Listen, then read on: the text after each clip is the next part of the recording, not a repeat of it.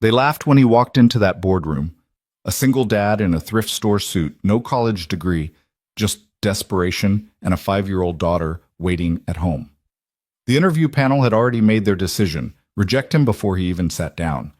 But when their $20 million project exploded in real time, when their so-called experts stood frozen and useless, Alex Rowan saw what they couldn't. One glance at their screens, one insight that would change everything. This is the story of the man they underestimated, the father who refused to fail, and the moment that proved genius doesn't need a diploma. Stay until the end and comment what city you're watching from. I want to see how far this story travels. The fluorescent lights of Cole & Stratton Analytics hummed with the kind of sterile indifference that matched the faces staring back at Alex Rowan. He sat in a chair that felt 2 sizes too small, his thrift store blazer, the only one he owned, riding up uncomfortably at the shoulders. The fabric had seen better days, maybe better years, and he knew it. They knew it too. 3 people sat across from him at the obsidian conference table, their expressions ranging from mild boredom to thinly veiled disdain. To his left sat Grant Hutchins, the senior HR director, a man whose perfectly tailored navy suit probably cost more than Alex's entire month's rent. Grant's fingers drummed impatiently against a leather portfolio, each tap a metronome counting down the seconds until this formality would be over.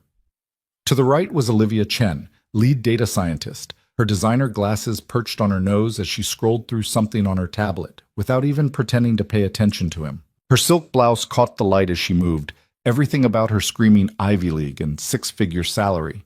And in the center, like a judge presiding over a sentencing, sat Harris Tremaine, VP of Operations. Silver-haired, stone-faced, with the kind of cold eyes that had probably crushed 1,000 dreams before breakfast.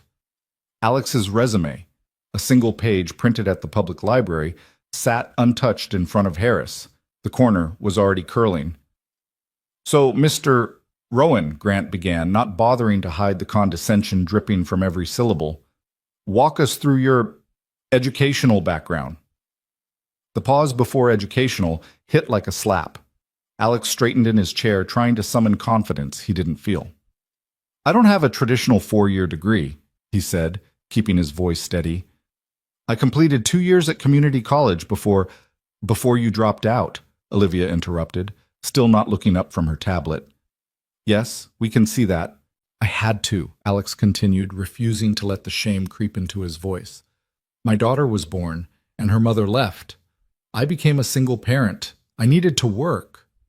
"How noble," Harris said flatly, finally picking up the resume with 2 fingers as if it might contaminate him.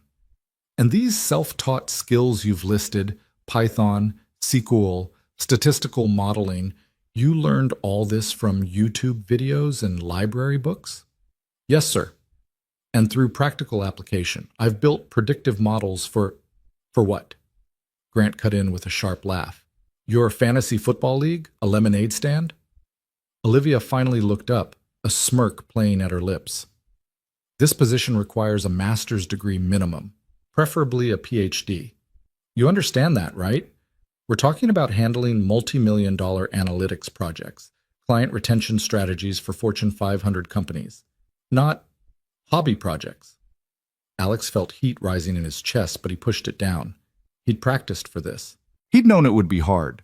He'd prepared answers, case studies he'd worked on during Lily's nap times, models he'd built after she went to bed, teaching himself until 2 a.m. before his shift at the warehouse started at 6. "I understand the stakes," Alex said quietly. "And I know I don't have the credentials you're looking for on paper, but I do have the skills. If you'd look at the portfolio I submitted—" "We looked at it," Harris interrupted, dropping the resume back onto the table like discarded trash. "It's adequate for an enthusiast. But this is Cole & Stratton Analytics. We are the gold standard in this industry. Our team consists of graduates from MIT, Stanford, Carnegie Mellon. Our entry-level analysts have more credentials than your entire trajectory." The word trajectory came out like an insult. Alex's jaw tightened. Through the glass walls of the conference room, he could see the main floor of Cole & Stratton, rows of sleek desks, multiple monitors at each station, young professionals in expensive casual wear typing away, catered lunch being set up in the break area. This was a different world, a world he'd been trying to break into for 3 years, sending out hundreds of applications, getting dozens of rejections, and finally landing this interview, only to be dismissed before he'd barely said 10 words.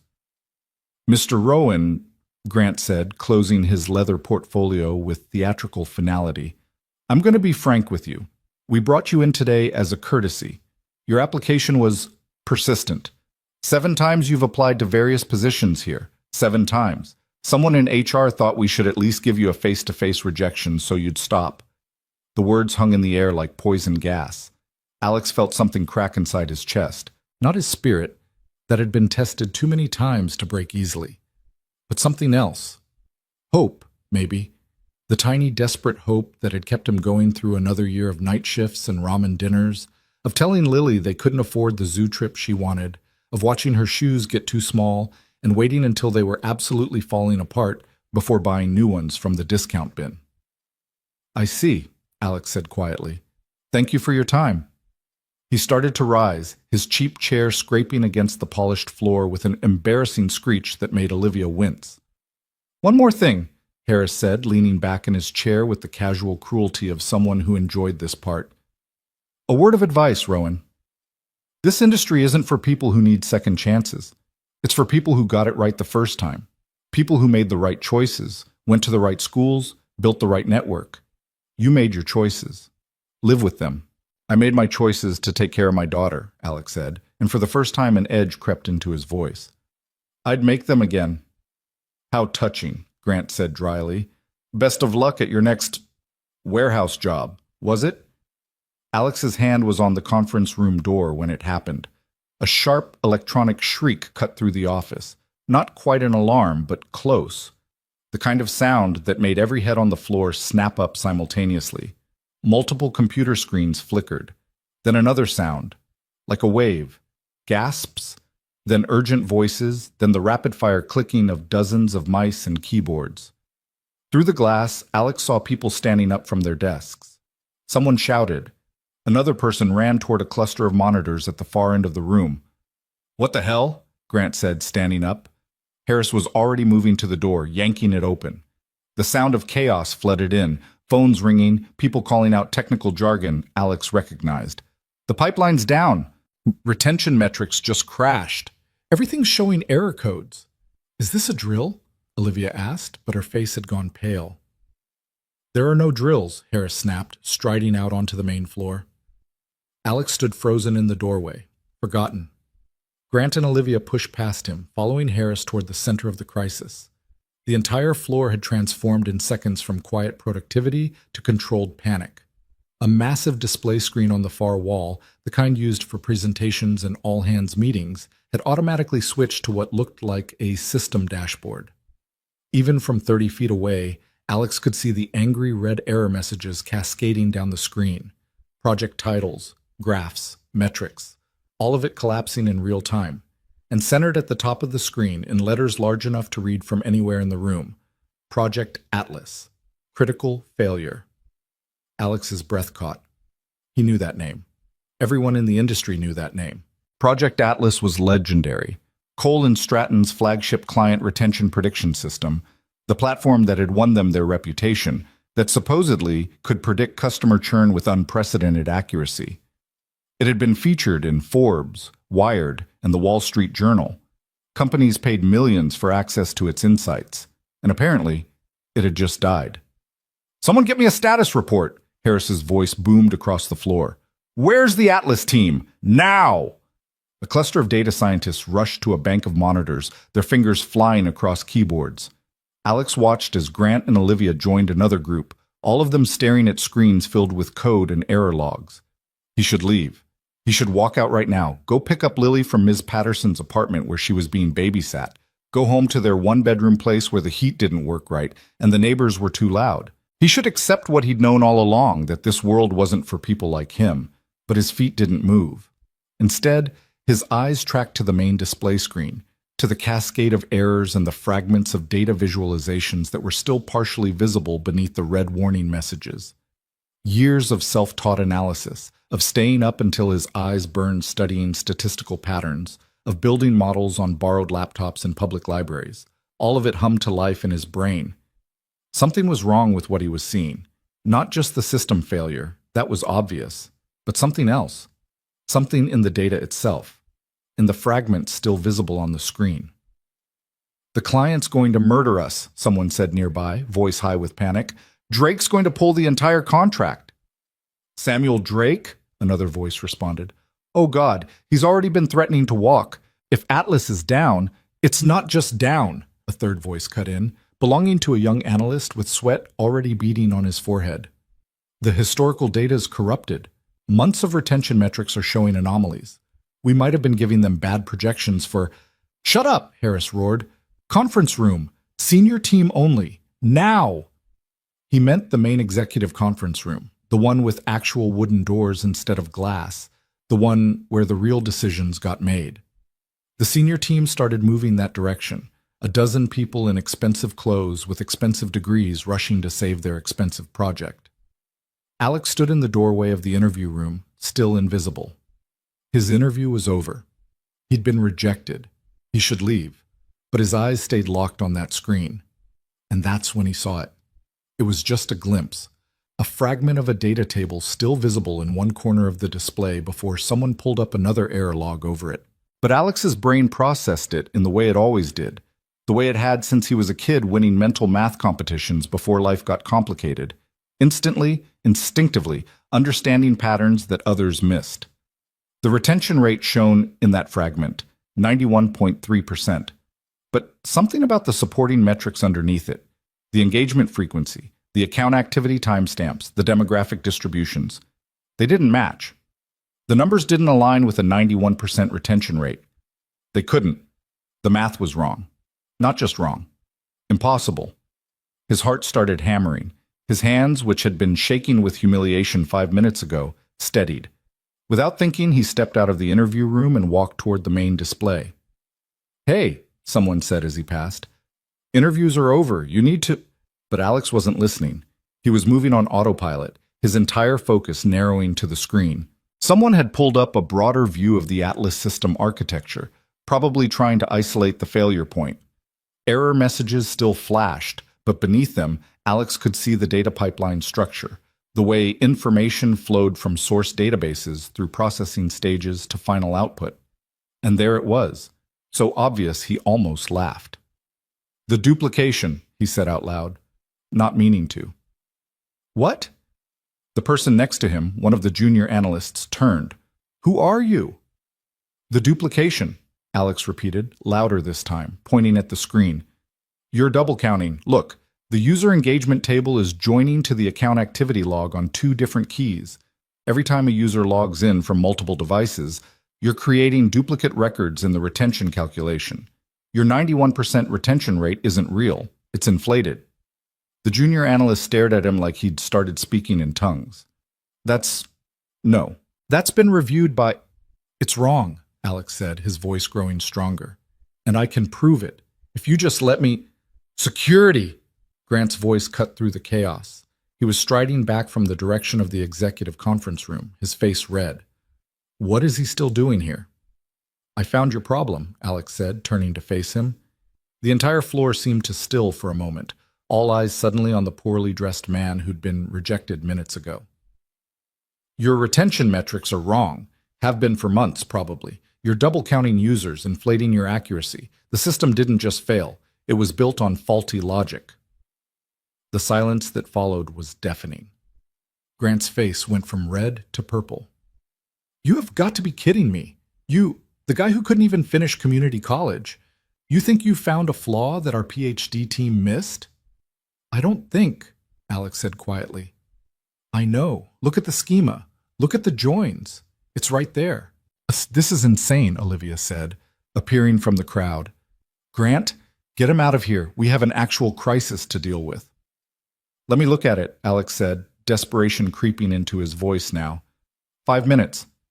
Just give me 5 minutes with the data and I can show you—" "Absolutely not," Harris said, emerging from the executive conference room with several other senior leaders. His face was stone. "You were rejected for the interview. You have no clearance, no authority, and no credibility. Security, escort him out. Now." Two security guards started moving through the crowd. Alex's mind raced. This was it. His one chance to prove he belonged here, to show that skills mattered more than credentials, that he could do this work, and they were literally throwing him out. But then a voice cut through the chaos. A voice Alex hadn't heard yet. Wait. Everyone froze. The crowd parted, and for the first time Alex saw her. Miranda Cole, CEO of Cole & Stratton Analytics. She'd been in the executive conference room, he realized. She must have heard everything. Miranda was in her 50s, with steel gray hair pulled back in a severe bun and a charcoal pantsuit that probably cost more than Alex's car, if he'd had a car. But it was her eyes that stopped him, sharp, calculating, missing nothing. She walked forward slowly, her heels clicking on the polished floor, until she stood directly in front of Alex. You said duplication, Miranda said. Her voice was quiet, but it commanded absolute attention. Explain. Exactly. 30 seconds. Alex's mouth went dry. Every eye in the office was on him. The security guards had stopped, waiting. Grant, Olivia, and Harris were all staring, their expressions ranging from rage to disbelief. 30 seconds to save everything. Your user engagement metrics join the account table to the activity log using both username and device ID as keys, Alex said, words tumbling out rapid fire. But users log in from multiple devices, phone, tablet, laptop. Each device creates a separate join record. When you calculate retention, you're counting the same user multiple times. The more devices they use, the more they're duplicated in your retention figures. It makes your system look more accurate than it is because you're counting loyal users 3 or 4 times each, while counting churned users only once. Your real retention rate is probably 30 to 40 points lower than what you're reporting. The silence stretched for 5 seconds. 10, 15. Miranda's expression didn't change. Then she turned to Harris. Pull up the schema, she said. Miranda, this is... Harris started. Pull up the schema. Someone scrambled to a keyboard. A few clicks later, the massive display showed the database structure Alex had described. Tables, fields, join relationships. The technical architecture that powered Project Atlas. Miranda studied it for a long moment. Then she turned to one of her senior data scientists, a woman with a terrified expression. Dr. Patterson, Miranda said. Hypothesis. If this duplication exists, what would be the actual impact on our retention calculations? Dr. Patterson, who probably had 3 degrees and a wall of awards, stared at the screen, her face growing progressively paler. Her lips moved silently as she traced the data flows, running calculations in her head. Oh my God, she whispered. He's right. The join is we're generating duplicate user records on every multi-device session. That means, oh my God, our retention figures would be inflated, Miranda finished coldly. By how much? I would need to run the actual numbers, but if the average user logs in from 2.3 devices as our metrics show, then we're potentially counting them multiple times across the retention calculation window, which means, Dr. Patterson's voice was shaking now. Our reported 91% retention could actually be 68%, maybe lower. The number hung in the air like a death sentence. 68% instead of 91%. A 23-point gap. In the world of multi-million-dollar analytics contracts, that wasn't just an error. That was catastrophic. That was the kind of mistake that ended companies. Jesus Christ, someone whispered. Harris looked like he might vomit. Grant had gone completely white. Olivia was staring at Alex like he'd just pulled a grenade pin. And Miranda was still looking at the screen, her expression unreadable. How long has this been in production? She asked quietly. 18 months, Dr. Patterson whispered. We've been reporting these metrics to clients for 18 months. Another silence. This one felt like standing on the edge of a cliff. Then Miranda turned back to Alex.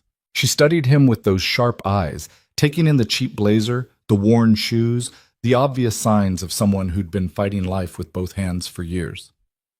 What's your name? She asked. Alex Rowan, ma'am. Mr. Rowan, you just identified a flaw that my team, my very expensive, very credentialed team, missed for 18 months. A flaw that may have cost this company, she paused, doing mental math, conservatively, $20 million in overestimated value and potential client lawsuits. Alex didn't know what to say to that, so he said nothing. Miranda turned to Harris. What was the interview decision? We rejected him, Harris said stiffly. He doesn't have the requisite education, or I don't care what he doesn't have, Miranda interrupted. I care what he does have, and what he has is the ability to spot in 30 seconds what your entire department missed for 18 months. She turned back to Alex. Mr. Rowan, I'm going to make you an offer, and I suggest you listen very carefully because I do not make offers like this. Alex's heart was hammering so hard he could hear it in his ears. You have 72 hours, Miranda continued. 3 days. I want you to rebuild the Atlas retention model from the ground up. Fix the duplication error. Verify the calculations. Produce accurate historical metrics for the past 18 months. Everything documented, everything transparent. Miranda, Grant sputtered, you can't be serious. He has no clearance, no access. No, he'll have access, Miranda said without looking at Grant. Full system access.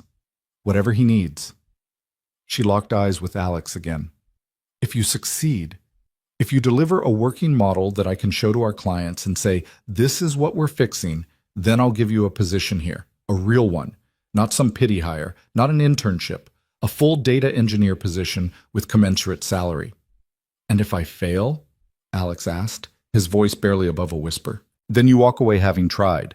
But Mr. Rowan, I need to be clear about something. Our biggest client, Samuel Drake, CEO of Titan Industries, is flying in personally for an emergency meeting in 72 hours. He's threatening to pull a contract worth $18 million annually and drag us through the courts for fraudulent reporting. If I don't have an answer for him, if I don't have a fixed system to present, this company will be finished. So understand, this isn't just your future on the line. It's everyone's in this building. She gestured around at the 100-plus employees watching this conversation unfold. 72 hours, Mr. Rowan. Do we have a deal? Alex thought of Lily. 5 years old, gap-toothed smile, favorite stuffed rabbit named Mr. Carrots. Lily, who needed new shoes and winter coats and birthday parties with actual cake instead of boxed brownies with candles stuck in them. Lily, who asked him every night, "Did you get the good job today, Daddy?" and believed him when he said, "Soon, sweetheart, soon." 72 hours to save everything, or lose everything trying. "We have a deal, see," Alex said. Miranda nodded once, sharp and final. Then she turned to the assembled staff. "Dr. Patterson, set Mr. Rowan up with a workstation and full system credentials. Everyone else, back to your stations. We have 72 hours to save this company, and standing around gawking isn't going to help." The crowd dispersed slowly, people returning to their desks with stunned expressions, whispering to each other. Alex caught fragments of conversations. Did that really just happen? Who is that guy? This is insane. Dr. Patterson approached him cautiously, like he might bite. Mr. Rowan, if you'll follow me.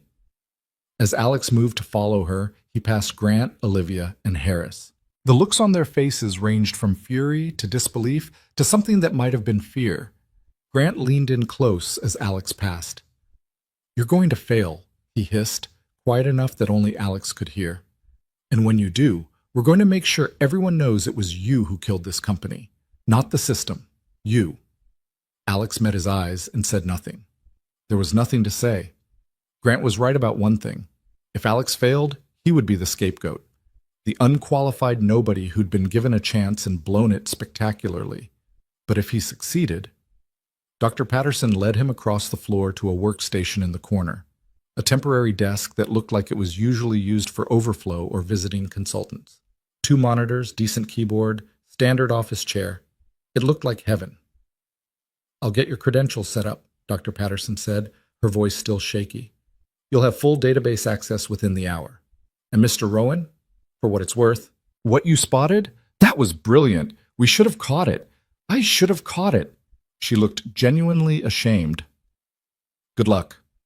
She left him there, at this borrowed desk, in this world he didn't belong to, with 72 hours to do the impossible.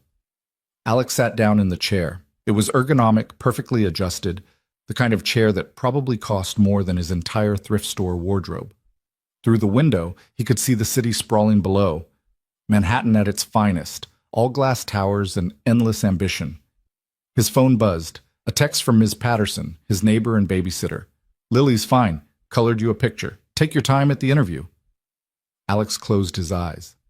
Lily was safe. Lily was happy. Lily didn't know that her daddy had just bet everything they had, everything they were, on a 3-day deadline that might destroy them both. His phone buzzed again. This time, a text from an unknown number. Mr. Rowan, Miranda Cole. "I'm giving you this opportunity not because I'm kind, but because I'm desperate. Prove you belong here, or prove everyone right about you. The choice is yours. Clock starts now." Alex opened his eyes, stared at the dark monitors in front of him, waiting for credentials that would give him access to a system he'd never touched, data he'd never seen, problems he'd never encountered. 72 hours. Time to get to work. The credentials came through 47 minutes later. Alex watched the system access email appear in his inbox, a temporary corporate account created just for him, valid for exactly 72 hours before it would self-destruct like something out of a spy movie. His username was Arowan Temp. Even the system knew he didn't belong. He logged in with hands that wanted to shake but couldn't afford to. The dual monitors blazed to life, displaying the Cole and Stratton internal portal. Alex had spent years imagining what the inside of a real analytics company looked like, what tools they used, what their systems contained. Now he was staring at it, and the sheer scale made his stomach drop. Project Atlas wasn't just one database or one model. It was an ecosystem. Dozens of interconnected data sources, processing pipelines, validation layers, output systems. The architecture diagram alone looked like a map of downtown Tokyo. Dense, complex, and completely overwhelming. "Jesus," Alex whispered.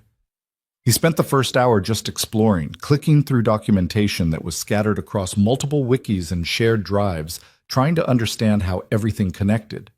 The original Atlas team had left notes, but they were sparse and often cryptic. Lines of code with comments like, "Don't touch this, it works," and legacy logic, see Marcus for details. Except Marcus apparently didn't work there anymore. By hour 2, Alex had sketched out a rough flowchart on the notepad Dr. Patterson had left him, tracing data from source to output. The duplication error he'd spotted was worse than he'd initially thought. It wasn't just the device join. There were multiple places where the system was creating artificial inflation. Every time they'd tried to enhance the model, they'd layered on new logic without checking if it conflicted with existing calculations. It was a house of cards built by very smart people who'd been too busy being smart to be careful. Alex pulled up the retention calculation module and started reading through the SQL queries. They were sophisticated, elegant even, full of complex window functions and subqueries that would have made his community college instructors weep with joy. But elegant didn't mean correct. He was 3 hours in, furiously taking notes and building a mental model of all the places that needed fixing when a shadow fell across his desk. "So, you're the miracle worker."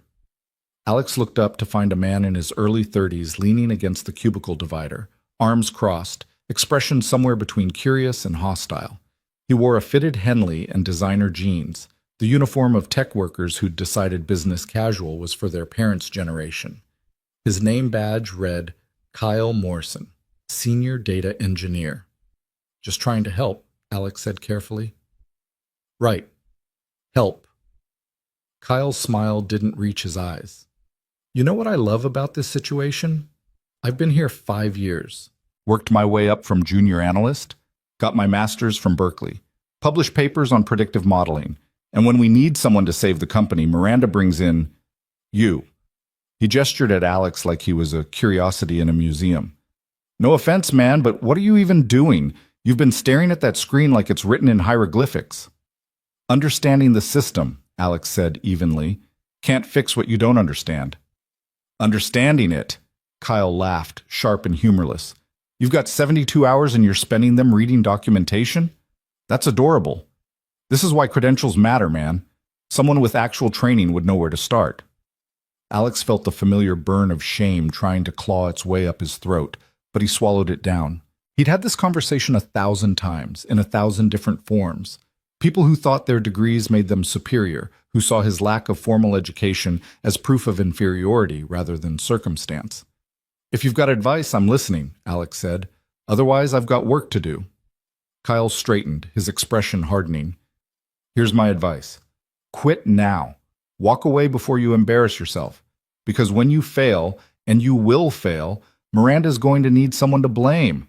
And it sure as hell isn't going to be the rest of us who've been carrying this company on our backs while you were what? Stocking shelves?" "Warehouse logistics coordinator," Alex corrected quietly. "And I did more than stock. I optimized inventory flow, reduced overhead by 15%, implemented a predictive ordering system that saved—" "I don't care," Kyle interrupted. "Nobody cares about your little warehouse projects. This is the real world. These are real stakes. And you're in way over your head." He walked away before Alex could respond, leaving him alone at his temporary desk with his temporary credentials and his temporary chance. Alex took a slow breath, counted to 5, and went back to work. By hour 6, he had the full picture. The duplication error was the main culprit, but there were secondary issues. Inconsistent date handling that caused users to be counted as churned when they were actually just in different time zones. A rounding error in the engagement scoring that cascaded through downstream calculations. And a truly bizarre bug where users with apostrophes in their names were being silently excluded from certain queries. It was fixable. All of it was fixable. But fixing it would require rebuilding core components of the system, and he had to do it without breaking the dozens of reports and dashboards that depended on Atlas outputs. He started writing new queries, testing them against sample data in a development environment Dr. Patterson had set up for him. The code came naturally. Years of self-teaching had made him comfortable with SQL and Python in a way that felt almost instinctive. He didn't have the formal computer science vocabulary that someone like Kyle would use, but he understood the logic, the patterns, the way data moved and transformed. "Mr. Rowan?" Alex jerked his head up. He'd been so deep in concentration that he hadn't heard anyone approach. Dr. Patterson stood there with a concerned expression, holding a sandwich wrapped in deli paper. "It's past 8, she said gently. "You've been working for almost 7 hours straight. Have you eaten?" Alex blinked, suddenly aware that his stomach was eating itself. He'd had a granola bar for breakfast and nothing since. No, I should eat this." She set the sandwich on his desk. "Turkey and Swiss. And there's coffee in the break room that's actually decent, not the sludge from the big machine." "Thank you," Alex said, genuinely touched. "You didn't have to—" "I know."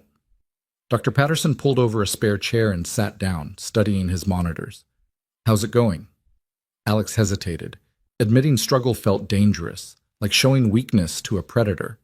But something about Dr. Patterson's expression, genuine concern mixed with scientific curiosity, made him answer honestly. "It's worse than I thought," he said. "The duplication is the big issue, but there are other problems layered throughout. I'm going to have to rebuild the core retention calculation from scratch, and then validate it against 18 months of historical data to make sure the new numbers are accurate." That's a massive undertaking, Dr. Patterson said slowly. "For one person, in 72 hours, that's borderline impossible." "I know. You're not even going to sleep, are you?" Alex thought of Lily, probably already asleep at Ms. Patterson's apartment, Mr. Carrots tucked under her arm. He thought of the look on Grant's face when he'd hissed his threat. He thought of Miranda's text, "Prove you belong here," or "Prove everyone right about you." "Can't afford to," he said simply. Dr. Patterson was quiet for a moment. Then she leaned forward. "Listen, I need to tell you something. What you did today, spotting that error, it was impressive, genuinely. But you need to understand the politics you've walked into." "The politics?" "Harris, Grant, Olivia, they're threatened by you. No, more than threatened. They're terrified. Because if you succeed, it proves that their entire gatekeeping apparatus is bullshit. Every time they've rejected someone for not having the right degree or the right pedigree, every time they've hired someone's nephew from Princeton over a more qualified candidate because of culture fit, all of that gets questioned if the guy with 2 years of community college saves the company." Alex absorbed this, watching the SQL query results populate on his screen. So they want me to fail. They need you to fail, Dr. Patterson corrected, and they're going to make it as hard as possible for you. Watch your back, Mr. Rowan. I mean that literally. She stood up, squeezed his shoulder once in a gesture of surprising warmth, and walked away. Alex ate the sandwich. It was excellent, probably from some artisan deli that charged $15 for lunch, and drank 3 cups of the good coffee, then settled back into work. By midnight, most of the office had cleared out. A few dedicated souls remained at their desks, but the vast floor felt cavernous and empty. Alex's eyes burned, but he pushed through, testing his new retention calculation against a subset of historical data. The numbers came back different, dramatically different. According to his revised model, Colin Stratton's retention prediction accuracy wasn't 91%. It was 68.3%, a 23-point gap, just like Dr. Patterson had estimated in that horrific moment earlier today. But more importantly, his model was consistent. When he ran it against different time periods, different client segments, different demographic slices, the calculations remained stable and logical.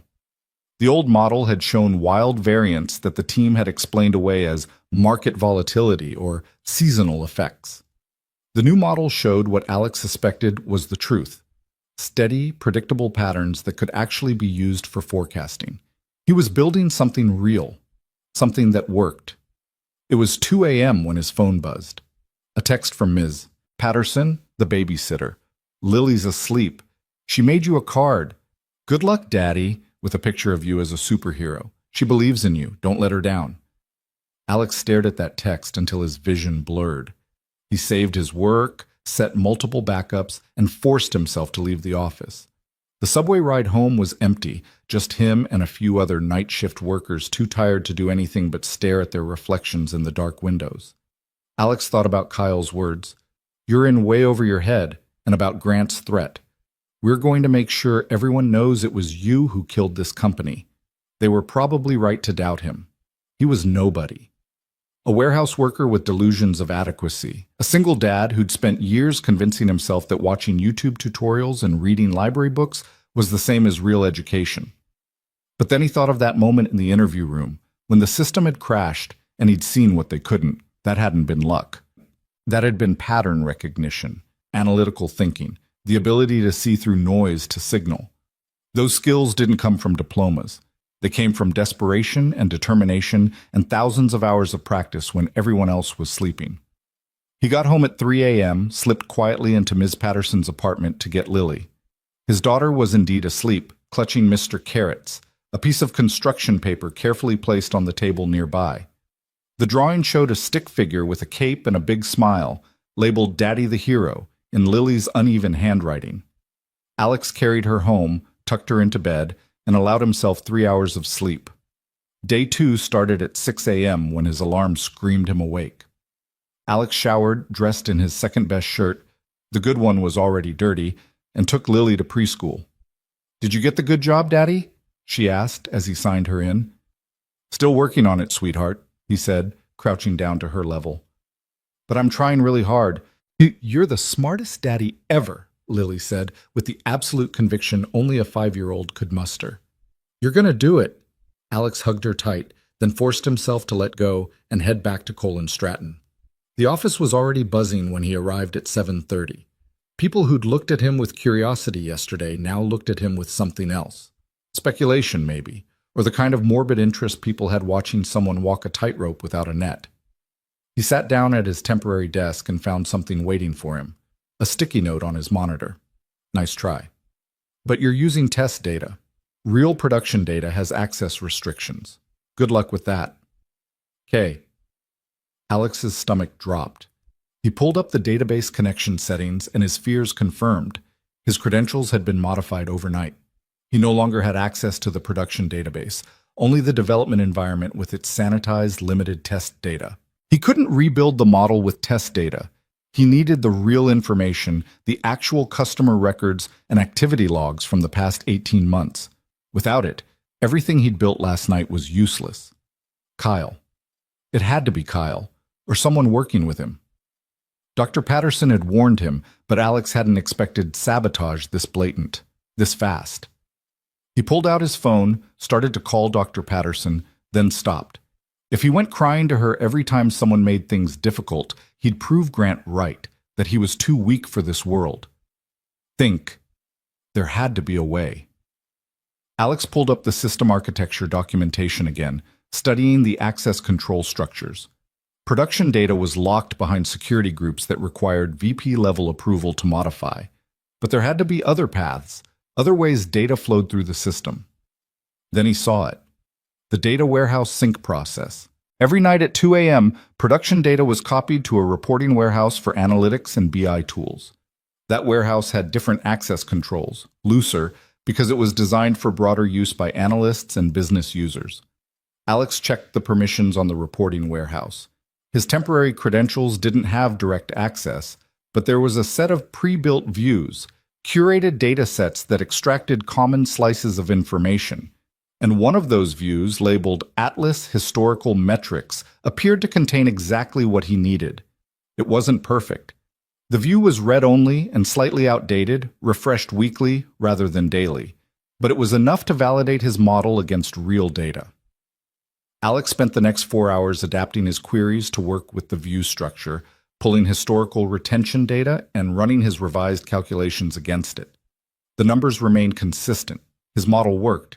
By noon, he had preliminary results showing the corrected retention rates for the past 6 months. The truth was brutal. Cole & Stratton had been overpromising and under-delivering by an average of 22%. Clients had been making decisions based on flawed predictions, investing resources and strategies that the data never actually supported. It was the kind of mistake that spawned lawsuits and ended careers. Alex was documenting his findings, preparing a report that Miranda could actually use, when his computer screen suddenly went black. Not just dark, completely powered off, like someone had yanked the plug. Both monitors dead. The tower under his desk silent. Alex's heart rate spiked. He pressed the power button. Nothing. Held it down. Nothing. Problem, temp worker? He turned to find Grant standing behind him, that same smirk from yesterday plastered across his face. Several other senior staff members had gathered nearby, watching with barely concealed satisfaction. My workstation crashed, Alex said, keeping his voice level despite the panic screaming through his veins. Crashed? Grant made a show of looking concerned. That's unfortunate. It's pretty backed up today. Might take a few hours to get someone over here, maybe tomorrow. He leaned in closer, lowering his voice. Tick-tock, Mr. Rowan. How much time do you have left? 55 hours? Alex stood up slowly, facing Grant directly. The older man had 6 inches and 50 pounds on him, plus the confidence of someone who'd never really struggled for anything in his life. But Alex had spent 5 years fighting for every scrap, every opportunity, every moment of dignity. I'll figure it out, Alex said quietly. Sure you will. Grant's smile widened. Just like you'll figure out how to rebuild an enterprise system without computer access. Good luck with that. He walked away, the group of senior staff following him like an entourage, their laughter trailing behind them.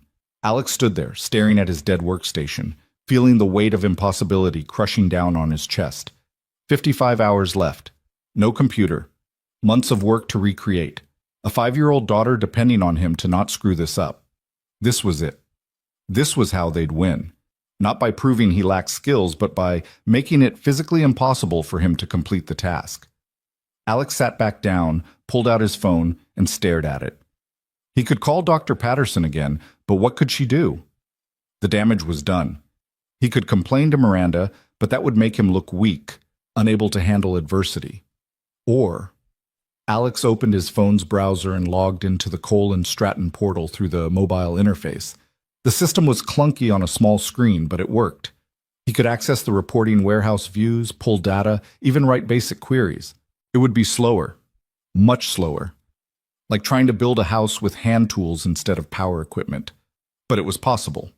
He spent the next hour figuring out the mobile workflow, copying query results into a cloud document he could access from his phone, building his analysis piece by piece in Google Sheets since he couldn't use Excel. At 2 p.m., someone cleared their throat behind him. Alex turned to find Dr. Patterson holding a laptop. "This is mine," she said without preamble. "Personal device, not company property. You can't access the production systems with it because of security protocols, but you can use it for documentation and analysis. And before you ask, no, I didn't get permission, so if anyone asks, you found it in a closet somewhere." Alex felt something tight in his chest loosen slightly. "Thank you," he managed. "Don't thank me yet. You still have to pull off a miracle." But she smiled, just a little, before walking away. Alex set up the laptop, connecting it to his phone's hotspot, since his network access had mysteriously failed along with his workstation. It wasn't elegant, but it worked. He could query the warehouse through his phone, analyze the results on the laptop, and slowly, painfully slowly, rebuild his model. The afternoon blurred into evening. Alex worked through lunch, through dinner, sustained by coffee and granola bars from the vending machine. Other employees drifted past, some curious, some openly hostile, a few offering quiet words of encouragement when no one else was listening. Around 7 p.m., Olivia stopped by his desk. Unlike Grant's obvious hostility or Kyle's sneering contempt, she projected a kind of clinical detachment, like he was a lab specimen she was observing. "You're still here," she noted. 48 hours left," Alex replied without looking up from the laptop screen. "This is fascinating, actually," Olivia said, leaning against his desk. "The psychology of it. You genuinely believe you can do this, don't you? Even with everything working against you." "I don't have the luxury of doubt," Alex said simply. "That's not an answer." Alex finally looked at her.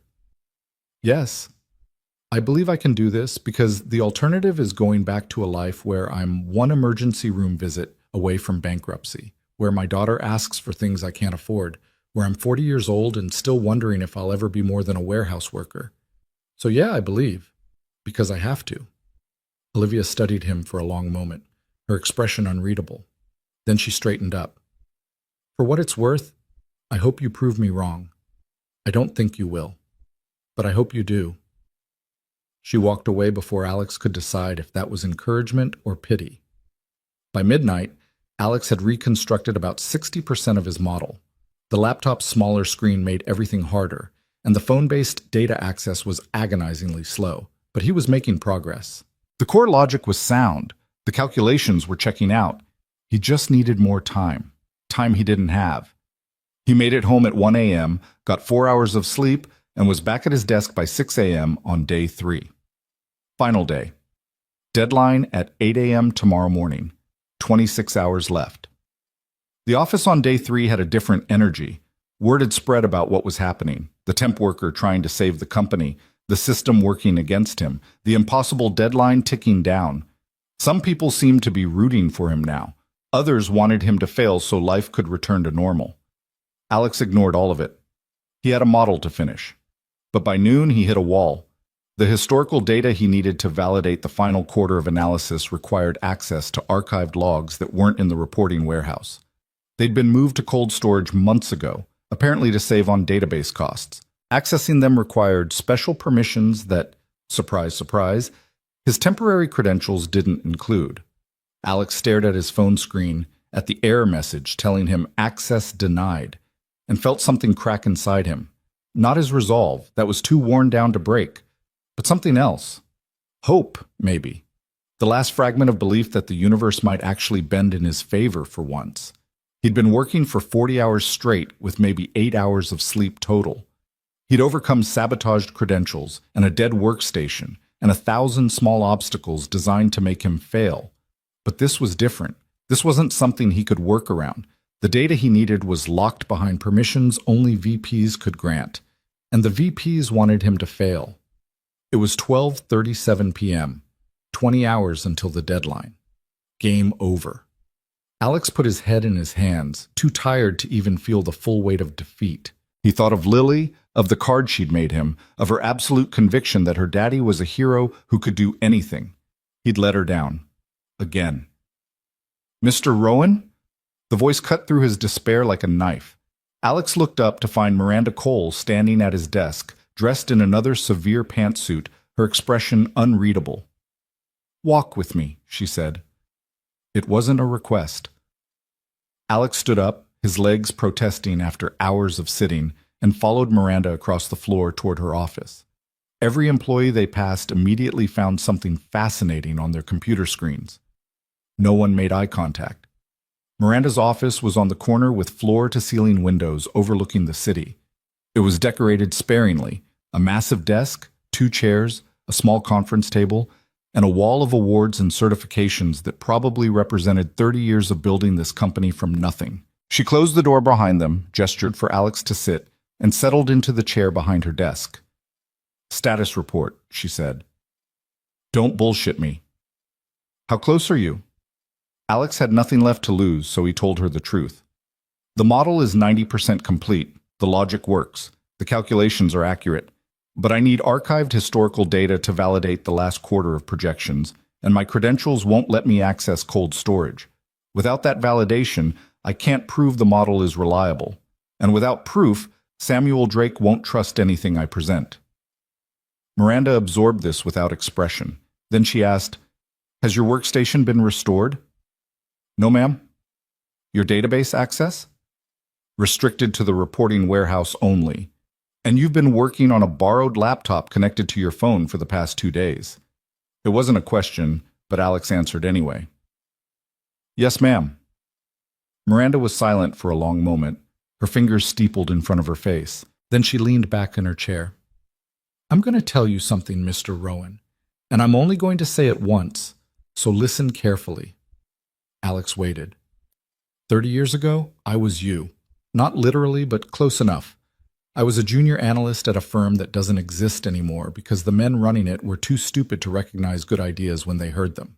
I had a degree, barely, from a state school, but I was a woman in a field run by men who thought my only value was making coffee and looking decorative at client meetings. I pitched a retention modeling system not unlike Atlas. They laughed me out of the room, said it was too complex, too ambitious, that I should stick to data entry. She paused, a muscle tightening in her jaw at the memory. So I quit. Started this company with $12,000 in savings and a laptop I'd stolen from my old office. Spent 2 years building that model on nights and weekends while working 3 different jobs to keep the lights on. Almost lost everything 6 times. But I didn't stop. Because people like us, people who've been underestimated, dismissed, told we're not good enough, we have something the privileged ones don't. We have no safety net, which means we fly or we die. Miranda stood up, walked to her window, and looked out over the city she'd conquered. I gave you this chance because I saw myself in you, that desperation, that hunger. But I need to know if you're really like me, or if you're just another dreamer who'll fold when things get hard. They killed my computer, Alex said quietly. They blocked my data access. They've sabotaged me at every turn. How much harder does it need to get? Miranda turned back to face him, and for the first time he saw something that might have been respect in her eyes. "Harder than this," she said. "Because Samuel Drake arrives tomorrow morning at 8 a.m. He's bringing his legal team and his CFO. He's going to demand answers, refunds, and probably threaten us with lawsuits that could bankrupt this company. If I don't have a working model and accurate historical data to present, we're finished, all of us. Not just you." She walked back to her desk, pulled out a laptop, top of the line, the kind that probably cost $5,000, and handed it to Alex. "This is my personal machine, full admin credentials, access to everything, including cold storage archives." She pulled a coffee thermos from her desk drawer and held it out. "And this is my last bit of decent coffee from this morning. You're going to need it." Alex took both items, his hands trembling slightly. "The conference room at the end of the hall is yours for the next 20 hours, Miranda continued. "I'll make sure no one bothers you. Security will be at the door. And Mr. Rowan?" She met his eyes. "Don't make me regret this." "No, ma'am," Alex managed. "Thank you." "Don't thank me yet. You still have to pull off the impossible. Now get out of my office and go save my company." Alex practically ran to the conference room, Miranda's laptop clutched against his chest like a treasure. The security guard outside the room, a woman named Rita, who'd given him a sympathetic nod earlier, stepped aside to let him in. "Good luck," she said simply.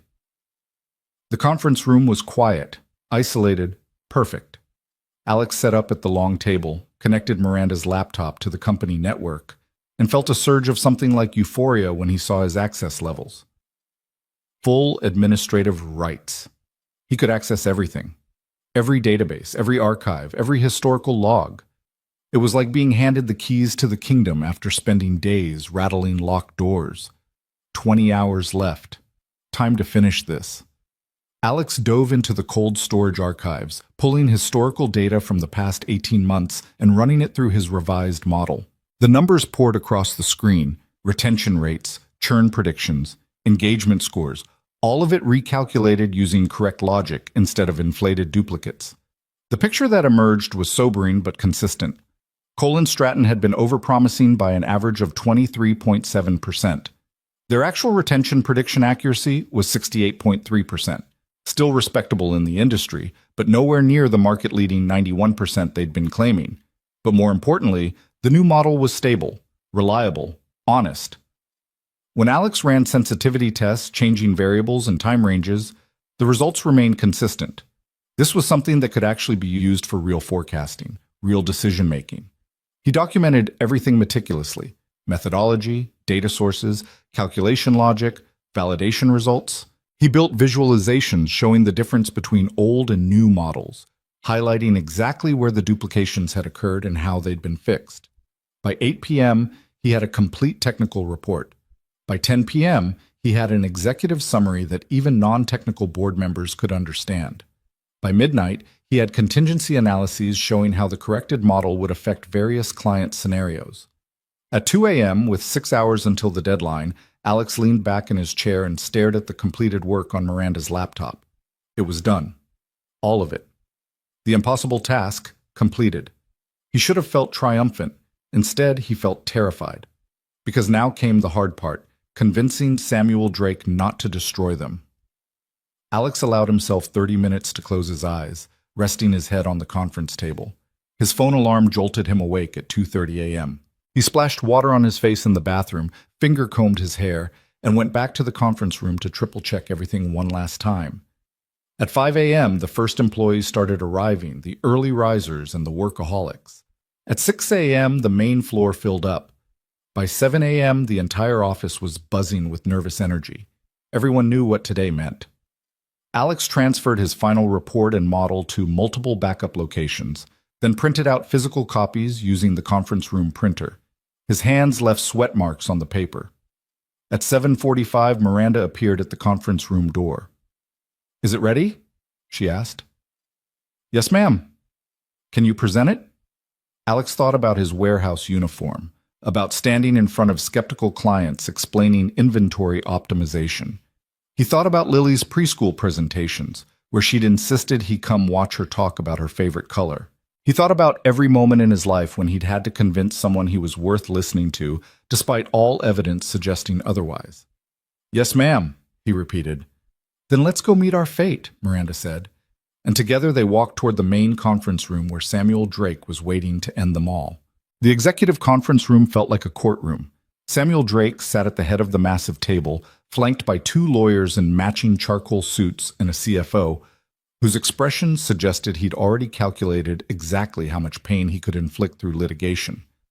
Drake himself was in his 60s, silver hair, immaculately styled, wearing a suit that probably cost more than Alex had earned in the past year. Everything about him radiated power and the absolute certainty that he held all the cards. Behind Drake's delegation, the floor-to-ceiling windows showed Manhattan waking up, sunlight just beginning to paint the glass towers gold. It would have been beautiful if Alex's entire future wasn't about to be decided in the next hour. On Cole & Stratton's side of the table sat Miranda at the center, flanked by Harris and 2 board members Alex had never seen before.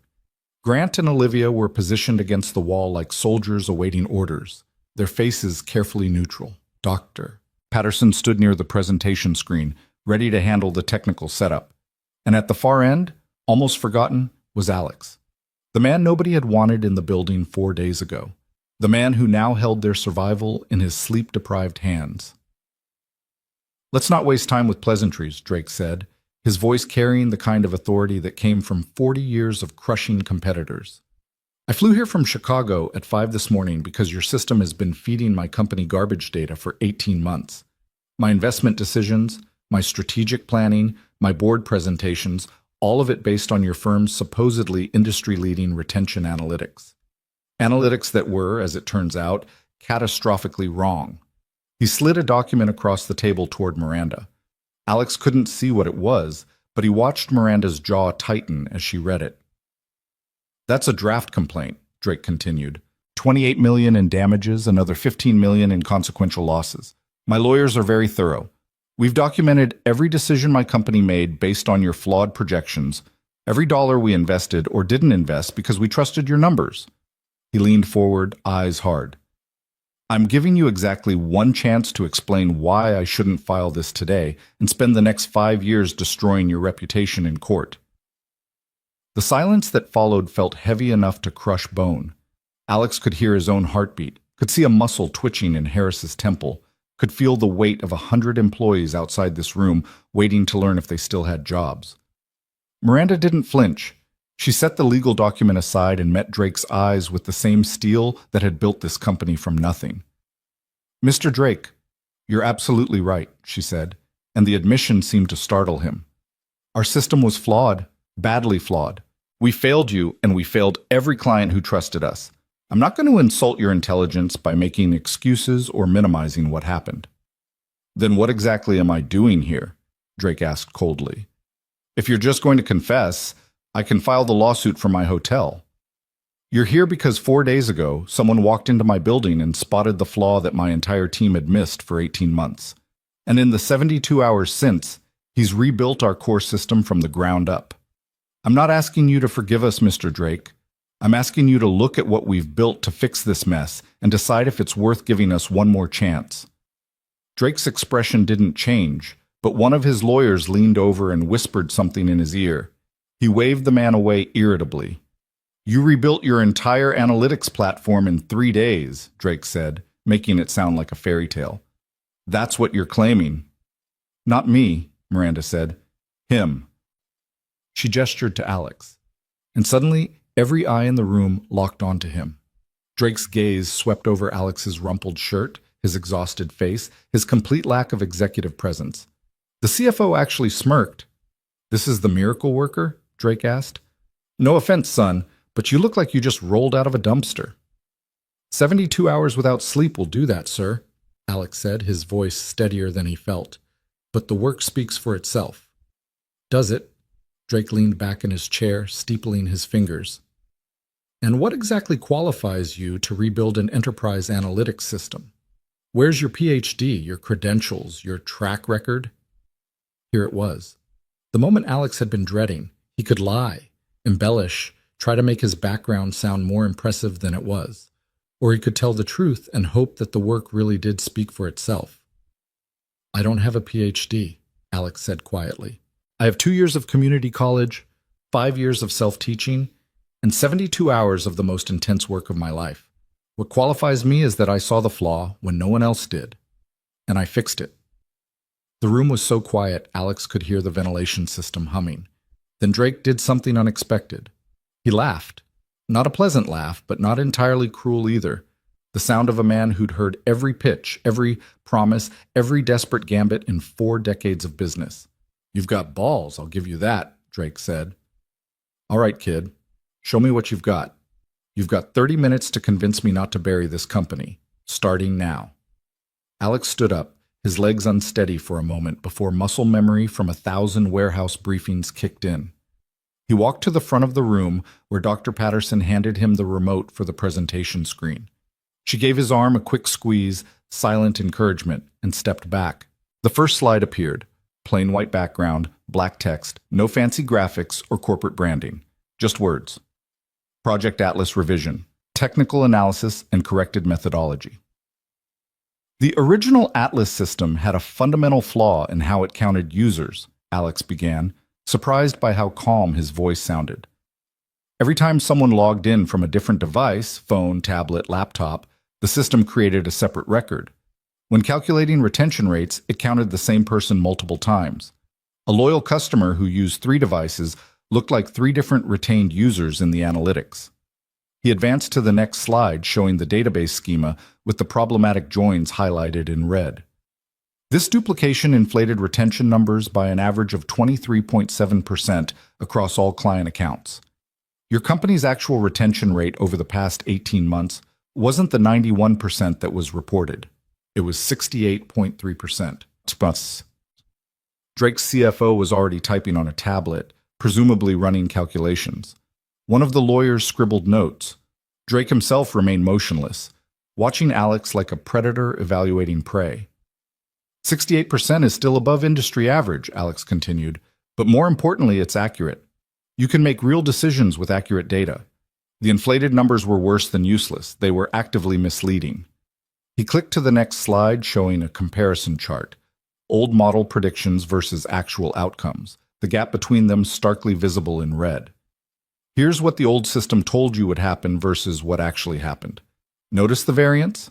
The old model showed 91% accuracy, but look at these outliers. Clients the system said would stay left anyway. Clients it said would churn stayed. The error bars were massive. You couldn't trust it for strategic planning because the predictions were fundamentally unreliable. We noticed the variance, Drake said, speaking for the first time since Alex had started. Your team called it market volatility, said it was normal. It wasn't normal, Alex said. It was the system failing while pretending to succeed. The duplication error created artificial consistency in the training data, which made the model look more accurate than it was. But when applied to real-world predictions, the logic fell apart. He advanced through several more slides, each one showing a different aspect of the flawed methodology. The room remained silent except for his voice and the occasional sound of Drake's team taking notes. Even Grant and Olivia, who'd spent 3 days trying to sabotage him, were leaning forward, paying attention. I rebuilt the retention calculation from scratch, Alex continued, pulling up the new model architecture. Implemented proper user deduplication, fixed the device tracking logic, corrected 3 secondary bugs that were cascading through the system. Then I validated everything against 18 months of historical data. The next slide showed the corrected retention rates mapped over time. The numbers were lower, but the variance had disappeared. The predictions formed clean, consistent patterns. Your actual retention rate, 68.3%, is stable and predictable. You can forecast with it. You can build strategy around it. More importantly, you can trust it. Drake was studying the charts now, his expression unreadable. The CFO had stopped typing and was staring at the screen with what might have been grudging respect. Alex clicked to a new section, Client Impact Analysis. I know you're concerned about the decisions you made based on the flawed data, he said, addressing Drake directly now. So I ran a retroactive analysis. I took every major strategic recommendation Atlas made to your company in the past 18 months and recalculated them using the corrected model. The slide showed a table of recommendations, investment decisions, market expansions, customer acquisition strategies, with 2 columns, Atlas original recommendation and corrected analysis. In 14 of 18 cases, the corrected model reaches the same conclusion as the original. Your strategic decisions were sound even if the underlying numbers were wrong. In 3 cases, the corrected model suggests you were more conservative than necessary. You actually left opportunity on the table. And in 1 case, Alex paused, knowing this was the moment that would either save them or end them. In 1 case, the acquisition of the Northern Regional Division, the corrected model suggests you overpaid by approximately 12% based on inflated retention projections. The room went dead silent. 12% of a $400 million acquisition, Drake said slowly, is $48 million. Yes, sir. So your new model is telling me I overpaid for an acquisition because your old model gave me garbage data. Yes, sir, but what? Drake's voice had gone very quiet, which somehow felt more dangerous than shouting. But the acquisition itself was still strategically sound, Alex said, refusing to back down now. The Northern Division gives you market presence you didn't have, eliminates a competitor, and provides long-term value that exceeds the purchase price even with the overpayment. You just paid a premium you didn't need to. And sir, if I can speak frankly, you've come this far, Drake said coldly. Might as well finish. Every major acquisition involves some amount of overpayment. Due diligence is never perfect. 12% is well within normal variance for a deal that size. The fact that you can now quantify exactly how much you overpaid, That's actually valuable information for future negotiations. Drake stared at him for what felt like an hour, but was probably 10 seconds. Then he turned to his CFO. Is he right about the 12% being normal variance? The CFO hesitated, then nodded reluctantly. For an acquisition that complex, yes, we typically budget 15 to 20% variance in our models. Drake turned back to Alex. Keep going. You've got 15 minutes left.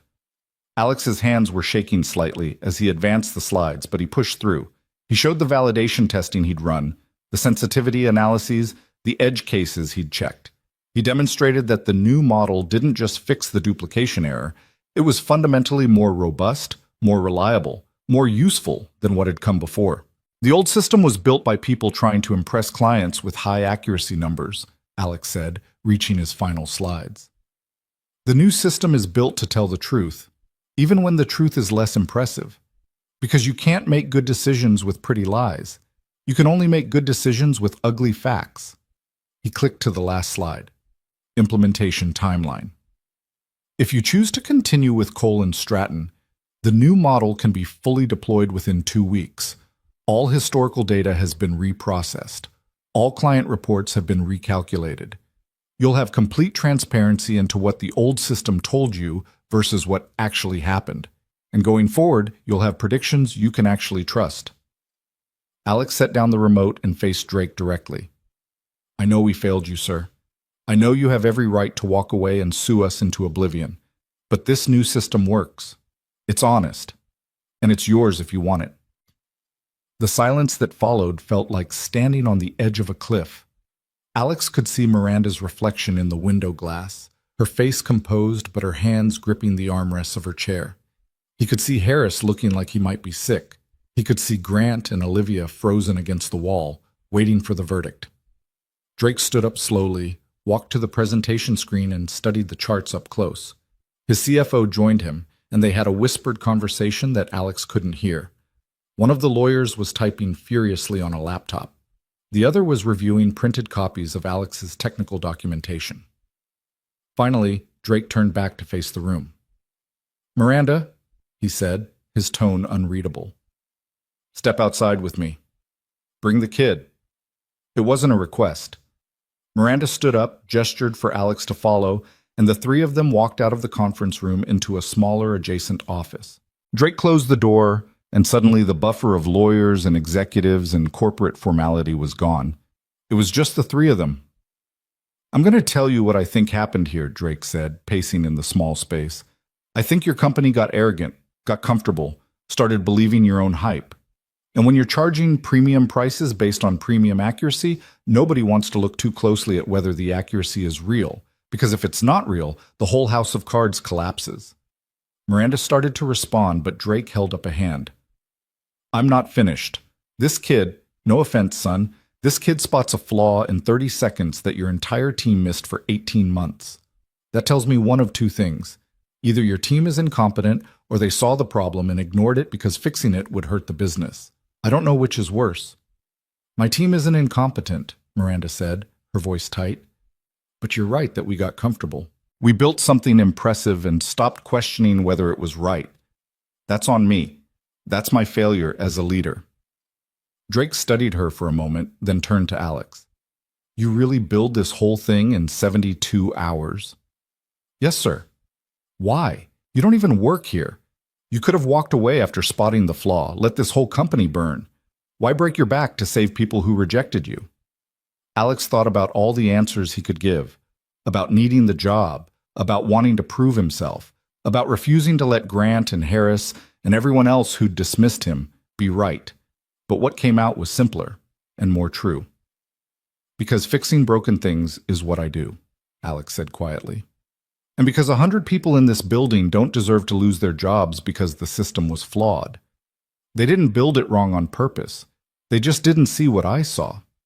That doesn't make them bad at their jobs. It makes them human. Drake was quiet for a long moment, looking between Alex and Miranda. The lawsuit I drafted, he said finally, is based on provable damages from 18 months of bad data. My lawyers are very good. They'll win and they'll take everything you have. This company will be gone in a year. Miranda's face went carefully blank, but Alex saw her hands curl into fists. However, Drake continued, and Alex's heart stuttered at that word. Your new system actually does look solid, better than solid. The transparency, the documentation, the honest assessment of where we got bad recommendations, that's worth something. And more importantly, this kid has something my company could use. He turned to Alex. I'm prepared to reinstate the contract. Full value, $18 million annually, but I want him leading the team. The words didn't make sense at first. Alex's exhausted brain tried to process them and came up empty. Leading the team? Miranda repeated, her tone carefully neutral. You heard me. I'm not paying $18 million a year to work with people who miss obvious errors for months.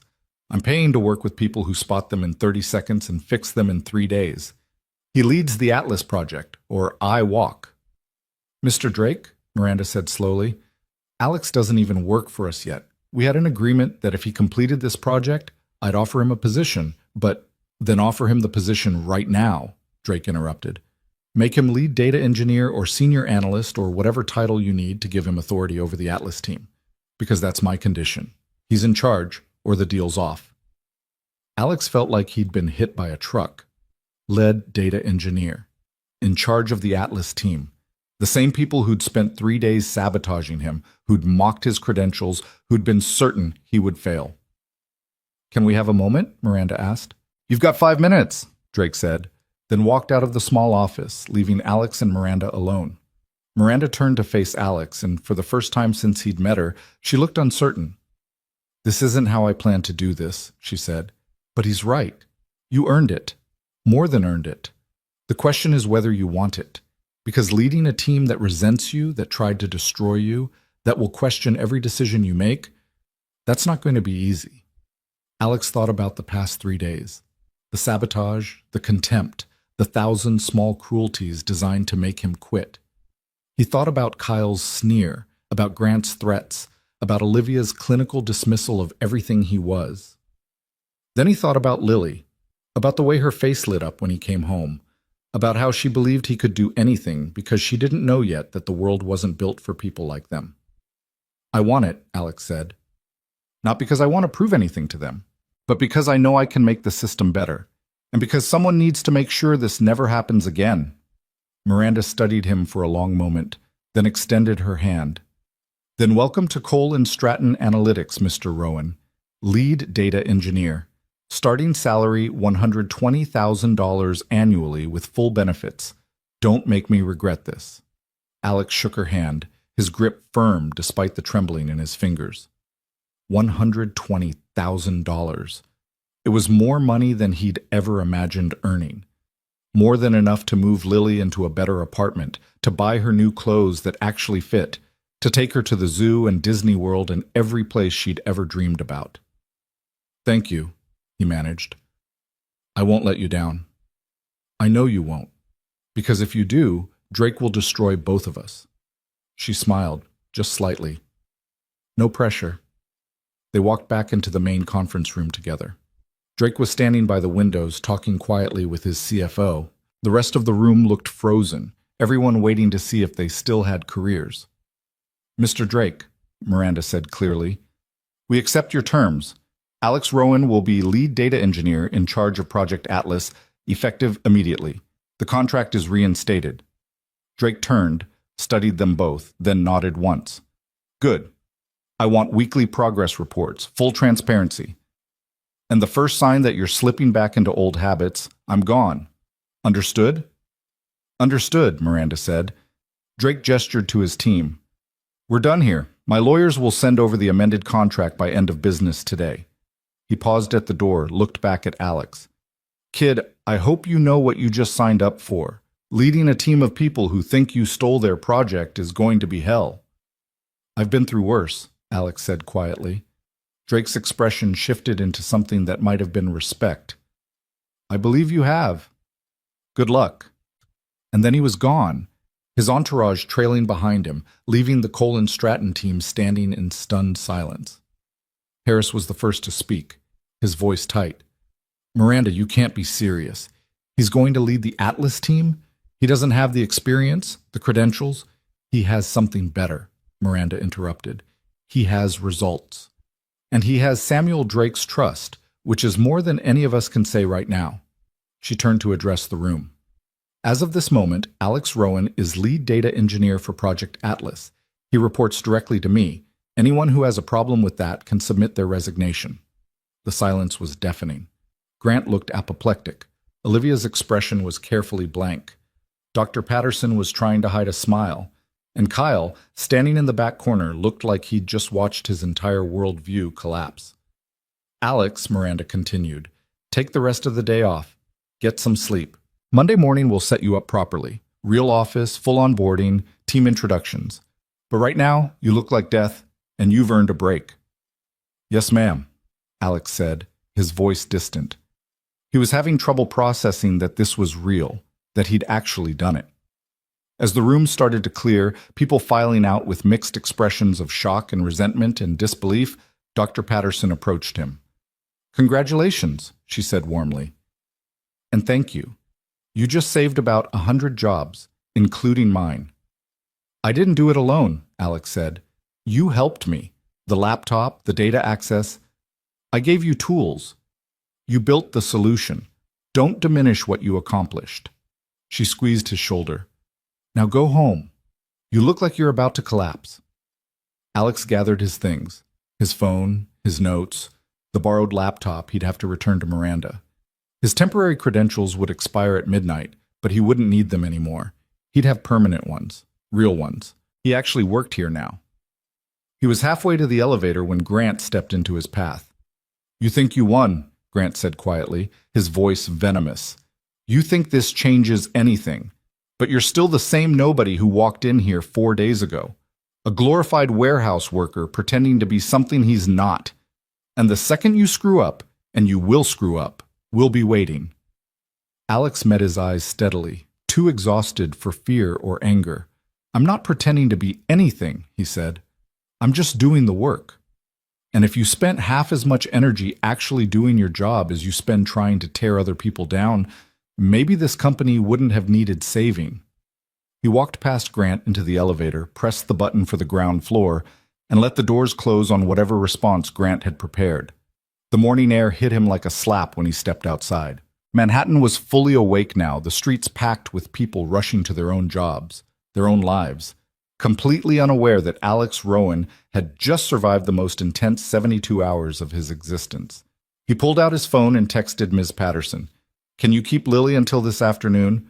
We'll pay extra. Something important came up. The response came 30 seconds later. Of course. She's having a blast. Take your time. Alex stood on the sidewalk for a moment, watching the city flow around him. 4 days ago, he'd been nobody. A rejected applicant, a struggling single dad, a man watching his dreams slip away one declined application at a time. Now he was lead data engineer at one of the most prestigious analytics firms in the country, making more money than he'd thought possible, in charge of the same project that had almost destroyed him. He should go home, sleep for 12 hours. Let his body recover from the 72-hour marathon. But there was something he needed to do first. Alex pulled up his phone's map and started walking. 20 minutes later, he was standing outside Lily's preschool. It was mid-morning, which meant outdoor playtime. Through the chain-link fence, he could see the kids running around the small playground, their laughter carrying on the autumn breeze. Then he spotted her, Lily, with her gap-toothed smile and pigtails that were already coming loose, pushing herself on the swings with fierce determination. She was wearing the shoes that were too small and the jacket that was getting too short in the sleeves, but she was happy. She was safe. She was his whole world. As if sensing his presence, Lily looked up and saw him at the fence. Her face lit up like the sun. "Daddy!" she screamed, abandoning the swing and running toward him. One of the teachers called out something about being careful, but Lily ignored it, crashing into the fence with her small hands grabbing the chain link. "Did you get the good job?" she asked breathlessly. "Did they say yes?" Alex crouched down to her eye level, not trusting his voice for a moment. "Yeah, sweetheart," he finally managed. "They said yes. Daddy got the good job." Lily's shriek of joy probably woke up half the neighborhood. She bounced on her toes, clapping her hands, her excitement so pure and unfiltered that Alex felt his eyes burning. "I knew it!" she said. I told everyone you would. My daddy's the smartest. Can we go to the zoo now? You promised when you got the good job we could go to the zoo. Soon, Alex said, his throat tight. Very soon. I promise. Okay, Lily said, already bouncing back toward the swings. Then she stopped, ran back, and pressed her face against the fence. Daddy, I love you. I love you too, sweetheart. More than anything.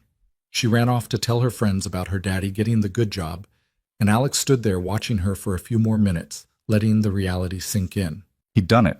Against every odd, every obstacle, every person who'd said he couldn't, he'd done it. The walk home felt surreal. Alex climbed the stairs to his one-bedroom apartment, soon to be a former one-bedroom apartment because they could afford better now, and collapsed onto his bed fully clothed. His phone buzzed one last time. A text from Miranda. My office. Monday, 8 a.m. sharp. Don't be late, Mr. Rowan. We have a lot of work to do. Alex smiled, set an alarm for 6 hours from now so he wouldn't sleep through picking up Lily, and let himself finally rest. When he woke up that afternoon, the world hadn't changed. He was still in the same apartment with the same broken heating and the same noisy neighbors. But everything felt different. The weight that had pressed on his chest for 5 years, the constant fear of not being enough, of failing his daughter, of being trapped forever in a life he couldn't escape, had lifted. He picked up Lily from Ms. Patterson's apartment and told her everything, not the technical details or the office politics, but the simple truth.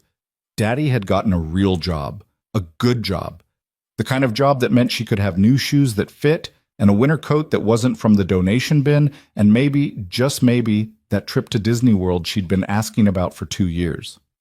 Lily listened with wide eyes, then threw her arms around his neck. See, she whispered into his ear, I told you that you were a hero. That night, Alex made dinner, boxed mac and cheese because some traditions didn't need to change, and they ate together on their small couch while watching Lily's favorite cartoon. She fell asleep against his shoulder halfway through, Mr. Carrots clutched in her arms, a smile on her sleeping face. Alex sat there in the gathering darkness, his daughter warm against him, and thought about the past 4 days. The rejection, the impossible deadline, the sabotage, the 72 hours of hell that had somehow led to salvation. He thought about Grant's words. You're still the same nobody who walked in here 4 days ago. And Grant was right, in a way. Alex was the same person, same background, same lack of credentials, same scars from a life that hadn't been kind. But he'd proven something that mattered more than credentials. That skill and determination and sheer stubborn refusal to quit could sometimes, just sometimes, be enough. Outside the window, the city lights were starting to glow. Somewhere out there was the Colin Stratton building, where his new office waited, where a team that resented him would be forced to work with him, where 100 new challenges were probably already forming, but Alex had faced impossible odds before and won. He'd do it again. For now, though, he sat in the darkness with his sleeping daughter, allowing himself to feel something he hadn't felt in years. Hope. Monday morning would come soon enough. The real work would begin, but tonight, in this moment, Alex Rowan was exactly where he needed to be, and for the first time in a very long time, he knew they were going to be okay. The weekend passed in a blur of surreal normalcy. Alex took Lily to the park on Saturday, pushing her on the swings while his mind kept drifting back to Monday morning, to the office that was waiting, to the team that didn't want him. On Sunday, they went grocery shopping, and for the first time in 5 years, Alex didn't have to choose between buying Lily the cereal she liked or the one that was on sale. He bought both, and the small act of abundance made his throat tight. Sunday night, after Lily was asleep, Alex stood in front of his closet staring at his limited wardrobe options. The thrift store blazer that had carried him through the interview looked even more worn in the overhead light. His 2 dress shirts were both showing age around the collars. He had exactly 1 pair of dress pants that didn't have a stain or tear somewhere. This was what a lead data engineer wore to his first official day. This was all he had. Alex set his alarm for 5 in the morning, laid out his best outfit, and tried to sleep. His mind wouldn't cooperate, running through scenarios and conversations, imagining all the ways this could go wrong. At some point, exhaustion won, and he drifted off, only to wake up 3 minutes before his alarm with his heart already racing. He was showered, dressed, and standing in Ms. Patterson's apartment by 6:30, Lily still mostly asleep in his arms. "Big day," Ms. Patterson said warmly, taking Lily from him. "You look terrified." "I am terrified," Alex admitted. "Good. That means you care." She adjusted Lily's grip on Mr. Carrots. "Now go show them what you're made of." The subway ride into Manhattan felt longer than usual, every stop an eternity. Alex watched his reflection in the dark window and barely recognized himself. Same face, same clothes, but something fundamental had shifted. 4 days ago, he'd been invisible. Now he was about to walk into that building as someone who mattered. Colin Stratton's lobby felt different on a Monday morning. The weekend quiet was gone, replaced by a steady stream of employees filtering in, grabbing coffee from the catered station, chatting about their weekends. Alex recognized a few faces from Thursday's chaos, but most were strangers. How many of them knew his story? How many had heard about the warehouse worker who'd saved the company? He made it to the elevators and pressed the button for the 12th floor. The doors opened to reveal Kyle already inside, holding a coffee cup with the Colin Stratton logo. Kyle's expression went from neutral to hostile in half a second. "Well, well," he said as Alex stepped in. "The conquering hero returns. Tell me, did you practice your acceptance speech over the weekend?" "Just trying to do my job," Alex said evenly, watching the floor numbers climb. "Your job, right." Kyle's laugh was bitter. "You've been here 4 days and you already think you know how everything works. You have any idea how many people you just leapfrogged? People who've been here for years, who actually earned their positions." "I earned mine too," Alex said quietly. "Just differently than you did. You got lucky. You spotted one error and Miranda made you into some kind of savior because she was desperate. But luck runs out, man, and when it does, when you make your first real mistake, we'll all be watching." The elevator dinged, the doors opening onto the 12th floor. Alex stepped out, then turned back. "I'm not going anywhere, Kyle. So you can spend your energy trying to tear me down, or you can spend it actually working with me. Your choice." He walked away before Kyle could respond, his heart hammering but his steps steady. The floor was already filling up with Monday morning energy. Alex made his way through the maze of cubicles, drawing glances and whispers until he found Miranda's office. The door was open, and she was already at her desk, working through what looked like a mountain of emails. "Mr. Rowan," she said without looking up. "You're early. Good. Have a seat." Alex sat in one of the chairs facing her desk, the same chairs where Drake had sat 3 days ago, while deciding whether to destroy them all. Miranda finished typing something, then turned her full attention to him. "How are you feeling?" she asked. It was such an unexpected question that Alex answered honestly. "Terrified." "Also good. Arrogance gets people killed in this business. Fear keeps you sharp." She pulled out a folder and slid it across the desk. "Your employment contract? Review it carefully. Salary, benefits, stock options, non-compete clauses. Sign it when you're ready." Alex opened the folder with hands that wanted to shake. The first page showed his official title, Lead Data Engineer, Project Atlas. The salary line made his breath catch. $120,000 annually, with performance bonuses that could add another $20,000. Health insurance, dental, vision, 4 weeks paid vacation, a 401k match. It was more than money. It was security. It was the ability to breathe without constant fear of the next emergency destroying them. "This is generous," Alex managed. "It's market rate for someone leading a critical project," Miranda corrected. "Don't undersell yourself, Mr. Rowan. You saved an $18 million contract. You're worth what I'm paying you." Alex signed the contract with a pen Miranda provided, his signature looking small and uncertain next to all the official legal language. "Now for the hard part," Miranda said, taking the signed contract back. "Your team. Currently, Project Atlas has 7 people assigned to it. 6 of them have advanced degrees, 3 to 5 years of experience each, and exactly 0 respect for the person who just became their boss. You need to win them over, or this is going to be a nightmare for everyone involved." "How do I do that?" Alex asked. Miranda smiled, thin and sharp. "Figure it out. You're a smart guy. But I'll give you one piece of advice. Don't try to be their friend. You're their leader now. Earn their respect by being better at the job than they are, not by being likable. She stood up, signaling the meeting was over. Your office is 3 doors down. It's small, but it's yours. Team meeting is at 9. Don't be late. Alex's office turned out to be barely larger than a closet, with a window that looked out over a ventilation shaft and a desk that had definitely seen better decades.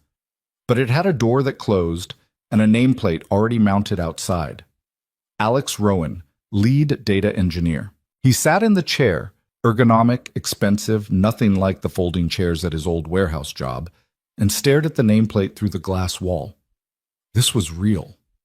This was actually happening.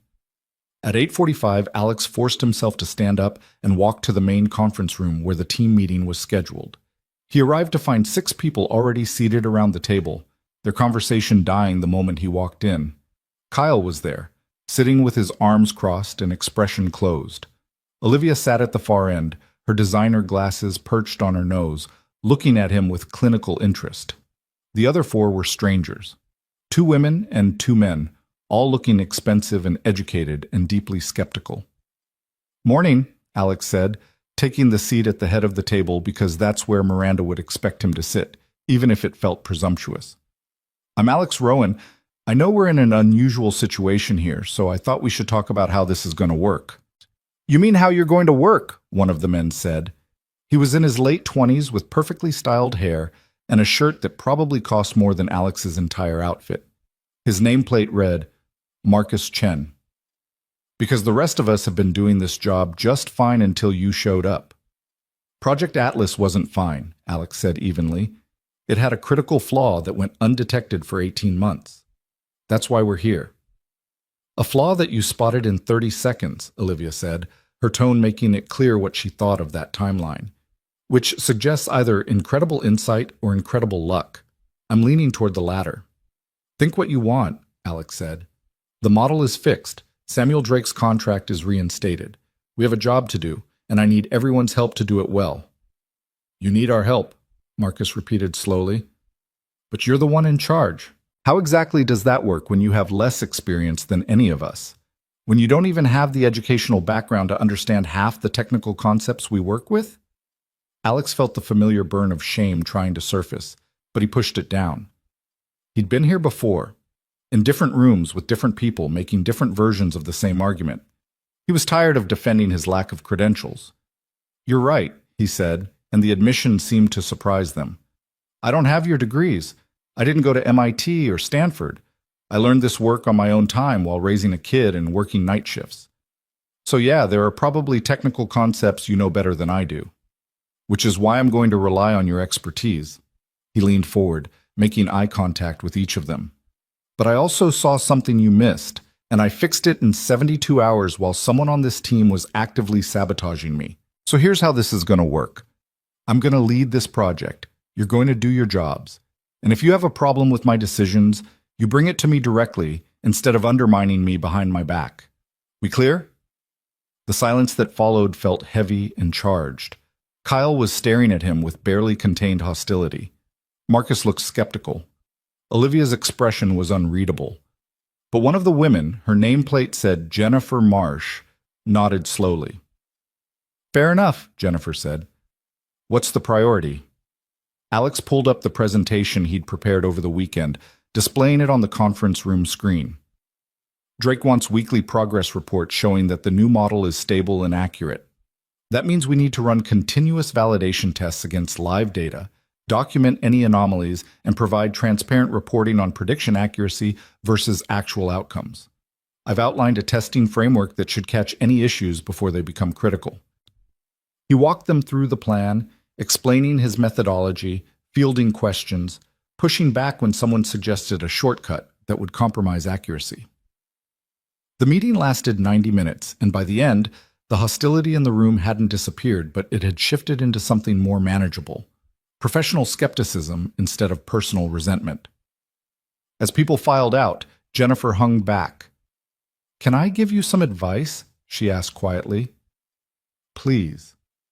Watch Kyle.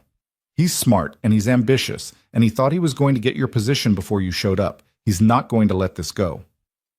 I gathered that, Alex said, but I can't spend all my time worrying about office politics. You should spend some time worrying about it, Jennifer countered, because Kyle has friends in senior management. He's been here long enough to build alliances. And if he decides to make your life hell, he has the connections to do it. She left before Alex could respond, leaving him alone in the conference room with that warning echoing in his head. The next few days fell into a rhythm that was equal parts exhilarating and exhausting. Alex arrived early every morning, staying late every evening, learning the systems and processes that his team took for granted. He sat in on meetings where people used terminology he had to look up later, where discussions referenced projects and initiatives he knew nothing about. Every day felt like being thrown into deep water and told to swim. But slowly, gradually, things started to click. The systems made sense. The data flows became familiar. The technical jargon resolved into patterns he could understand and work with. And more importantly, his team started to see that he actually knew what he was doing. On Wednesday, Alex caught a data validation error that would have thrown off their weekly report to Drake. Jennifer noticed first, then called him over to verify. When he confirmed the issue and showed her how to fix it, she smiled for the first time since they'd met. "Nice catch," she said. "I almost missed that." On Thursday, Marcus came to him with a question about handling edge cases in the retention calculation. They spent an hour working through the logic together, and by the end, Marcus was nodding thoughtfully instead of looking skeptical. "Okay," Marcus admitted. "That's actually a cleaner approach than what I was considering." Small victories, but victories nonetheless. Kyle, however, remained a constant thorn. He questioned every decision Alex made in team meetings, always phrased professionally but dripping with condescension. He submitted reports that technically met requirements but were formatted in ways that made Alex's job harder. And Alex started noticing mistakes in Kyle's work. Small things, easily fixed, but suspicious in their frequency. On Friday afternoon, Alex was reviewing the week's validation results when Miranda called him into her office. "How's it going?" she asked as he sat down. "Better than expected," Alex said honestly. "The team is starting to come around, most of them, anyway." "Kyle's giving you trouble." It wasn't a question. Of course Miranda knew. She probably knew everything that happened on her floor. "He's being professional," Alex said carefully. "Just barely." "Kyle's been with us for 5 years," Miranda said. "He's good at his job, he knows the systems, and he was absolutely convinced he was going to get promoted to lead Atlas. Then you showed up and took what he thought was his. He's not going to forgive that easily." "What do you want me to do about it?" "Manage him. You're his supervisor now. That means when he steps out of line, you address it. When his work isn't meeting standards, you document it. And if he becomes a genuine problem, you make the hard call." Alex absorbed that. The idea of having the authority to discipline or even fire someone felt surreal. "I've never managed people before," he admitted. "I know, but you're learning fast. Just remember, you're not here to be liked. You're here to make sure this project succeeds. Sometimes that means making decisions people resent." Miranda's expression softened slightly. "For what it's worth, I think you're doing well. Better than I expected, honestly. You're not letting the imposter syndrome paralyze you." "I have imposter syndrome constantly," Alex said. "Good. The day you stop questioning yourself is the day you become arrogant enough to miss the next critical error." She dismissed him with a wave. "Go home. Spend the weekend with your daughter. You've earned it." That weekend, Alex kept his promise to Lily. On Saturday morning, they took the subway to the Bronx Zoo. Lily pressed her face against the glass of every exhibit, shrieking with delight at the penguins, asking a million questions about the elephants. Insisting they visit the gift shop where Alex bought her a stuffed giraffe she immediately named Mr. Spots. "This is the best day ever," Lily said as they ate overpriced hot dogs on a bench overlooking the sea lion pool. "Are we rich now, Daddy?" Alex laughed, the sound surprising even himself. "We're not rich, sweetheart, but we're doing better." "Good," Lily said seriously, "because Mr. Carrots needs a friend and Mr. Spots is perfect." They stayed until closing, Lily falling asleep on the subway ride home with her new giraffe clutched tight. Alex carried her up the stairs to their apartment. Still the same one-bedroom with the broken heating, but he'd already started looking at better places, and tucked her into bed. His phone buzzed as he was washing dishes. A text from an unknown number that turned out to be Dr. Patterson. Saw your first week analytics report. Solid work. The team is talking less about your credentials and more about your results. That's progress. JP. Alex smiled at that, feeling some of the constant tension in his shoulders ease. Progress. Not acceptance yet, but progress. Monday of his second week started with an emergency. Alex arrived at 7:30 to find Jennifer already at her desk, looking stressed. We have a problem, she said immediately. The overnight batch process failed. Client retention scores for Drake's account didn't update. He's expecting his Monday morning report in 90 minutes, and we have nothing. Alex felt his stomach drop. This was exactly the kind of crisis that could destroy the fragile trust they'd been building. Show me the logs, he said. They spent the next hour tracing through system logs and error messages, identifying where the batch process had broken. It turned out to be a database timeout. The query was taking too long, hitting resource limits. A problem that had probably existed for weeks, but only became visible now that they were processing more data with the corrected model. We need to optimize this query, Alex said, pulling up the SQL code. And we need to do it in the next hour, or Drake's getting incomplete data. That's not enough time to properly test, Jennifer started. Then we test fast, Alex interrupted. Get Marcus and Olivia. I need their eyes on this. What followed was the most intense hour Alex had experienced since his 72-hour crisis. 4 of them crammed around his desk, rewriting the query, testing it against development data, catching errors, fixing them, testing again. Kyle showed up halfway through, saw what was happening, and actually joined in without being asked. At 8:45, with 15 minutes to spare, they deployed the optimized query to production. It ran in 12 minutes instead of timing out. The retention scores updated. The report generated successfully. Alex sent it to Drake at 8:58, 2 minutes before the deadline. Holy hell, Marcus said, slumping in his chair. That was too close. But we made it, Alex said. He looked around at his team, sweaty, exhausted, but wearing expressions of accomplishment. Good work, everyone, seriously. You too, boss, Jennifer said, and it was the first time anyone had called him that without sarcasm. Even Kyle nodded grudgingly. Nice catch on the query optimization. I wouldn't have thought to restructure it that way. It was the closest thing to a compliment Kyle had given him, and Alex chose to take it as progress. The crisis seemed to shift something in the team dynamic. Over the next week, the skepticism gradually gave way to something more like cautious cooperation. People started coming to Alex with questions instead of going around him. Jennifer invited him to lunch with some of the other team members. Marcus asked his opinion on a technical approach unprompted.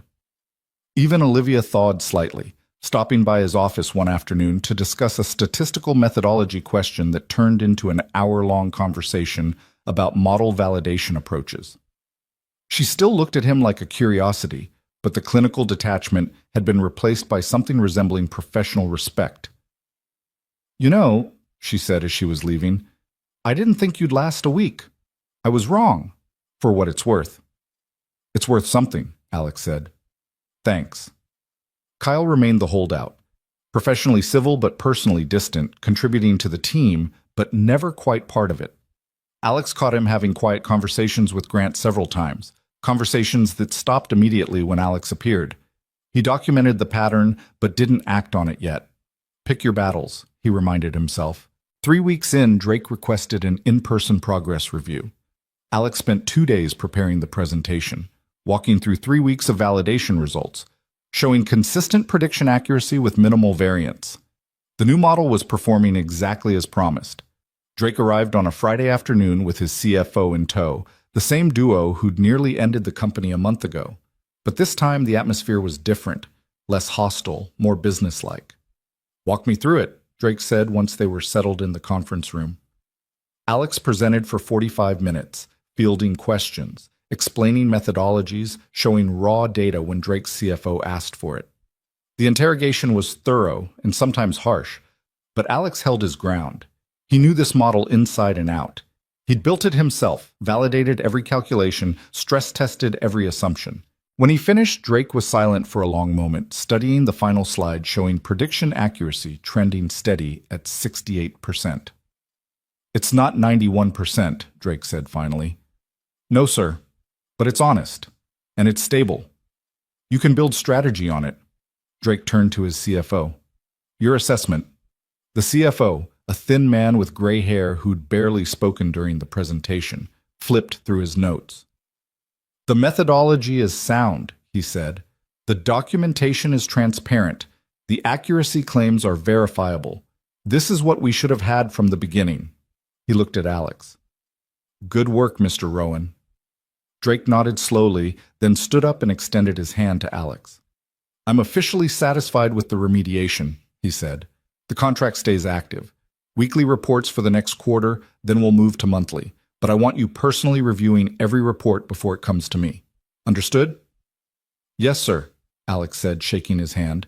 After Drake left, Alex found Miranda waiting outside the conference room. He's satisfied, Alex reported. I heard. Well done. She gestured for him to walk with her. We need to talk about next steps.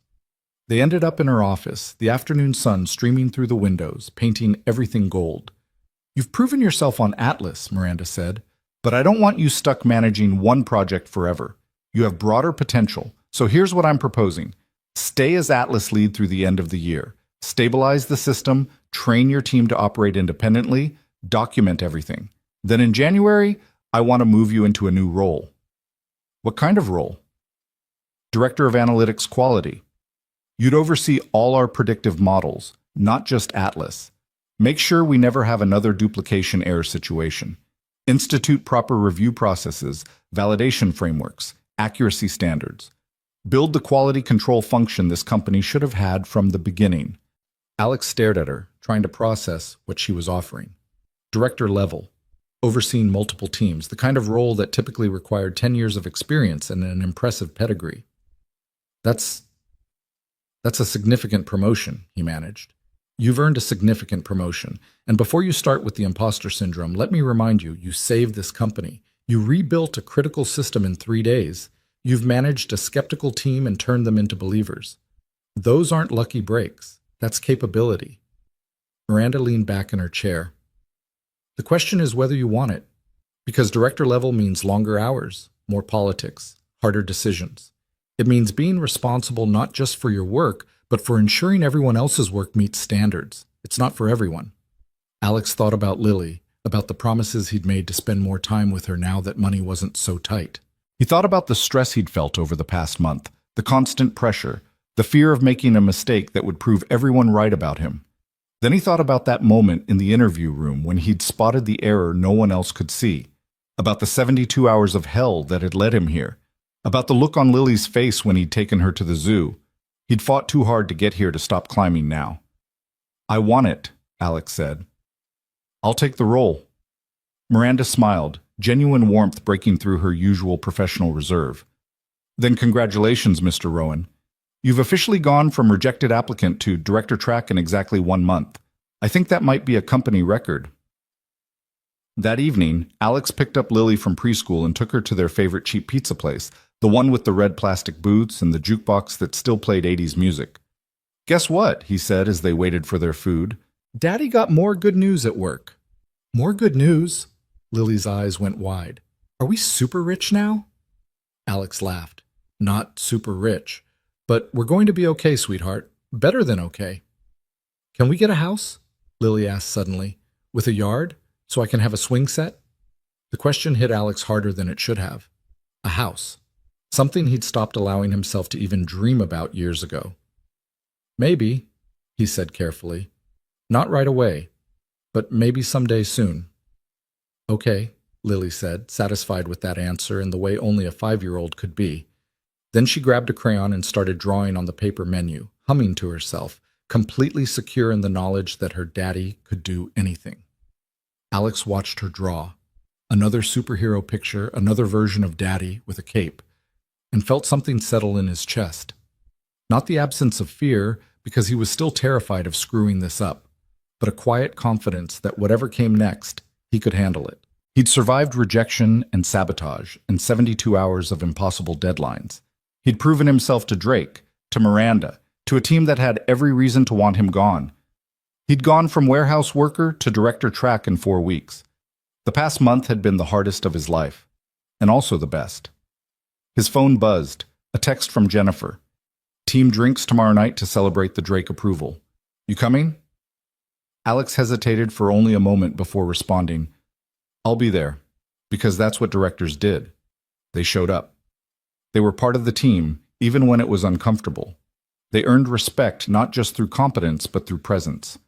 Lily finished her drawing and pushed it across the table. This one showed Daddy standing on top of a tall building with the sun shining overhead and the words "Best Daddy Ever" written in careful, crooked letters. For your office, she said proudly, so everyone knows you're the best. Alex took the drawing, his throat tight. Thank you, sweetheart. I'll put it right on my desk. And he would, right next to his nameplate and his computer, where he could see it every day when things got hard. A reminder of why he'd fought so desperately to get here, and who he was really working for. The pizza arrived, and they ate together in comfortable silence, Lily swinging her legs under the table, Alex letting himself feel the impossible reality of where he was. 1 month ago, he'd been a nobody, a rejected applicant with no prospects and no future beyond warehouse work and worry. Now he was lead data engineer, soon to be director, a man with a future, and a daughter who believed he could do anything. The transformation wasn't complete. There would be more battles ahead, more people to prove himself to, more moments of crippling doubt.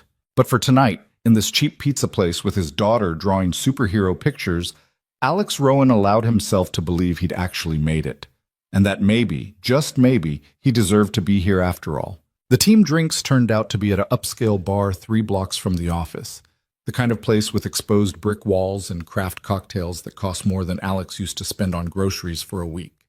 He showed up 20 minutes late because the babysitter had been delayed, walking in to find his team already gathered around a high-top table near the back. Jennifer saw him first and waved him over. There he is. We were starting to think you'd bailed. Just had to get my daughter settled, Alex said, sliding onto one of the bar stools. The group had grown beyond just his immediate team. He recognized people from other departments, including Dr. Patterson, who raised her glass in greeting. First round's on Drake's approval, Marcus announced, pushing a beer toward Alex, to not getting sued into oblivion. They clinked glasses, and Alex took a sip of the craft IPA that probably cost $12. It tasted like victory and belonging and still felt slightly unreal. The conversation flowed easily, shop talk mixed with weekend plans and office gossip.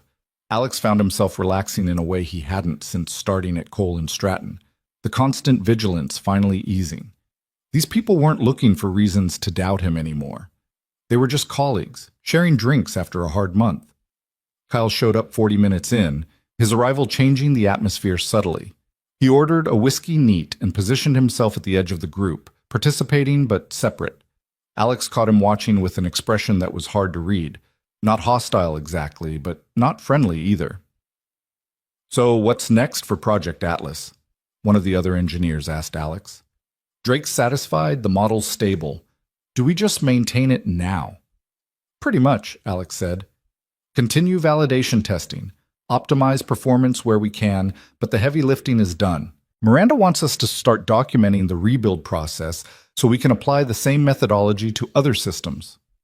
Makes sense, Jennifer said. Half our predictive models probably have similar issues we just haven't caught yet. Which is why she's creating a new quality control role, Dr. Patterson added, and Alex realized Miranda must have already been spreading the word. Someone to oversee all our analytics and make sure we're not making the same mistakes. Who's getting that position? Marcus asked, and several people turned to look at Alex.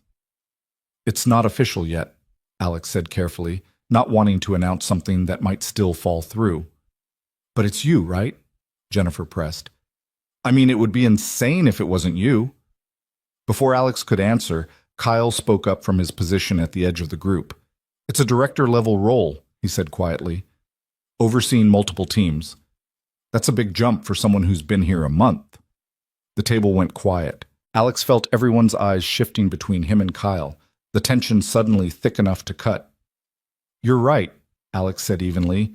It is a big jump, but the job isn't about time served.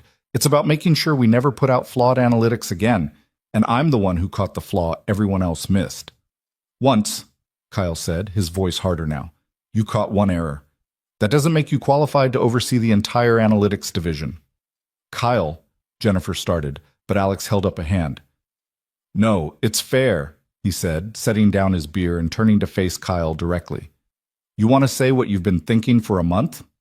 Go ahead, clear the air. Kyle's jaw tightened. For a moment, Alex thought he might back down, retreat into professional civility, but whatever he'd been holding back for weeks finally broke through. Fine.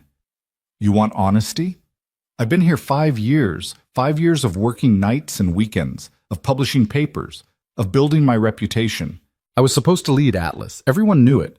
Then you show up, no degree, no experience, no track record, and Miranda hands you everything I earned.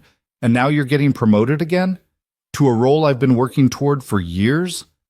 The words hung in the air like smoke. No one moved. No one spoke. Alex could feel the entire table holding its breath. You're right, Alex said quietly. You did earn it. You put in the time, built the credentials, followed all the rules, and the system should have rewarded that. But it didn't, and that's not fair to you. Kyle blinked, clearly not expecting agreement. But here's what you need to understand, Alex continued. I didn't take anything from you. Miranda didn't give me your job. She gave me an impossible task that nobody else could complete, and I completed it. Not because I'm smarter than you or better than you, but because I saw something you didn't. And if our positions were reversed, if you'd been the one to spot the flaw and fix it, I'd be standing where you are right now, feeling exactly what you're feeling. He paused, making sure Kyle was really hearing him. I'm not your enemy. I'm not here to steal opportunities or prove anyone wrong. I'm here because I'm good at this work, and my daughter needs me to be. You can spend the rest of your career resenting me for that. Or you can accept that we're on the same team and start acting like it. Your choice. The silence stretched for what felt like an eternity. Kyle's expression cycled through anger and frustration, and something that might have been grudging respect before finally settling into resignation. You're right, he said finally, the admission clearly costing him. I've been an ass. The sabotage, the attitude, the constant undermining, that was unprofessional. And you've handled it better than I would have. He took a drink of his whiskey, then met Alex's eyes. I'm not saying we're suddenly best friends, but I can work with you. Actually work with you, not just pretend to while hoping you fail. That's all I'm asking, Alex said, and he meant it. The tension broke like a fever. Conversation resumed, awkward at first, but gradually finding its rhythm again. Kyle didn't become warm or friendly, but he stopped being hostile, and that was enough. Progress came in small increments.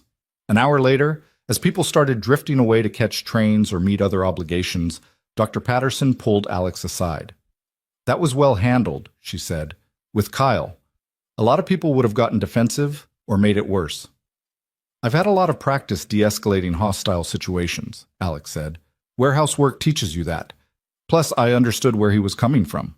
The system did screw him.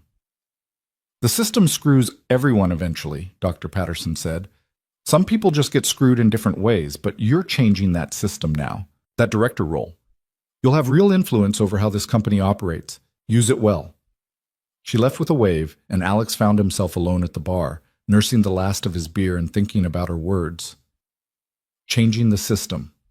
Real influence. A month ago, he'd been invisible. Now people were talking about him shaping company policy. The bartender approached. A young woman with pink hair and impressive tattoo sleeves. Another round? She asked. Just the check, Alex said. He pulled out his wallet, still getting used to the fact that he could afford to pay for drinks without checking his account balance first.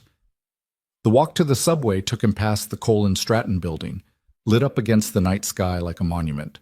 Alex stopped on the sidewalk, looking up at the 12th floor where his office was, where his nameplate hung on the door, where Lily's superhero drawing was taped to his desk. His phone buzzed. A text from Ms. Patterson, the babysitter. Lily's asleep.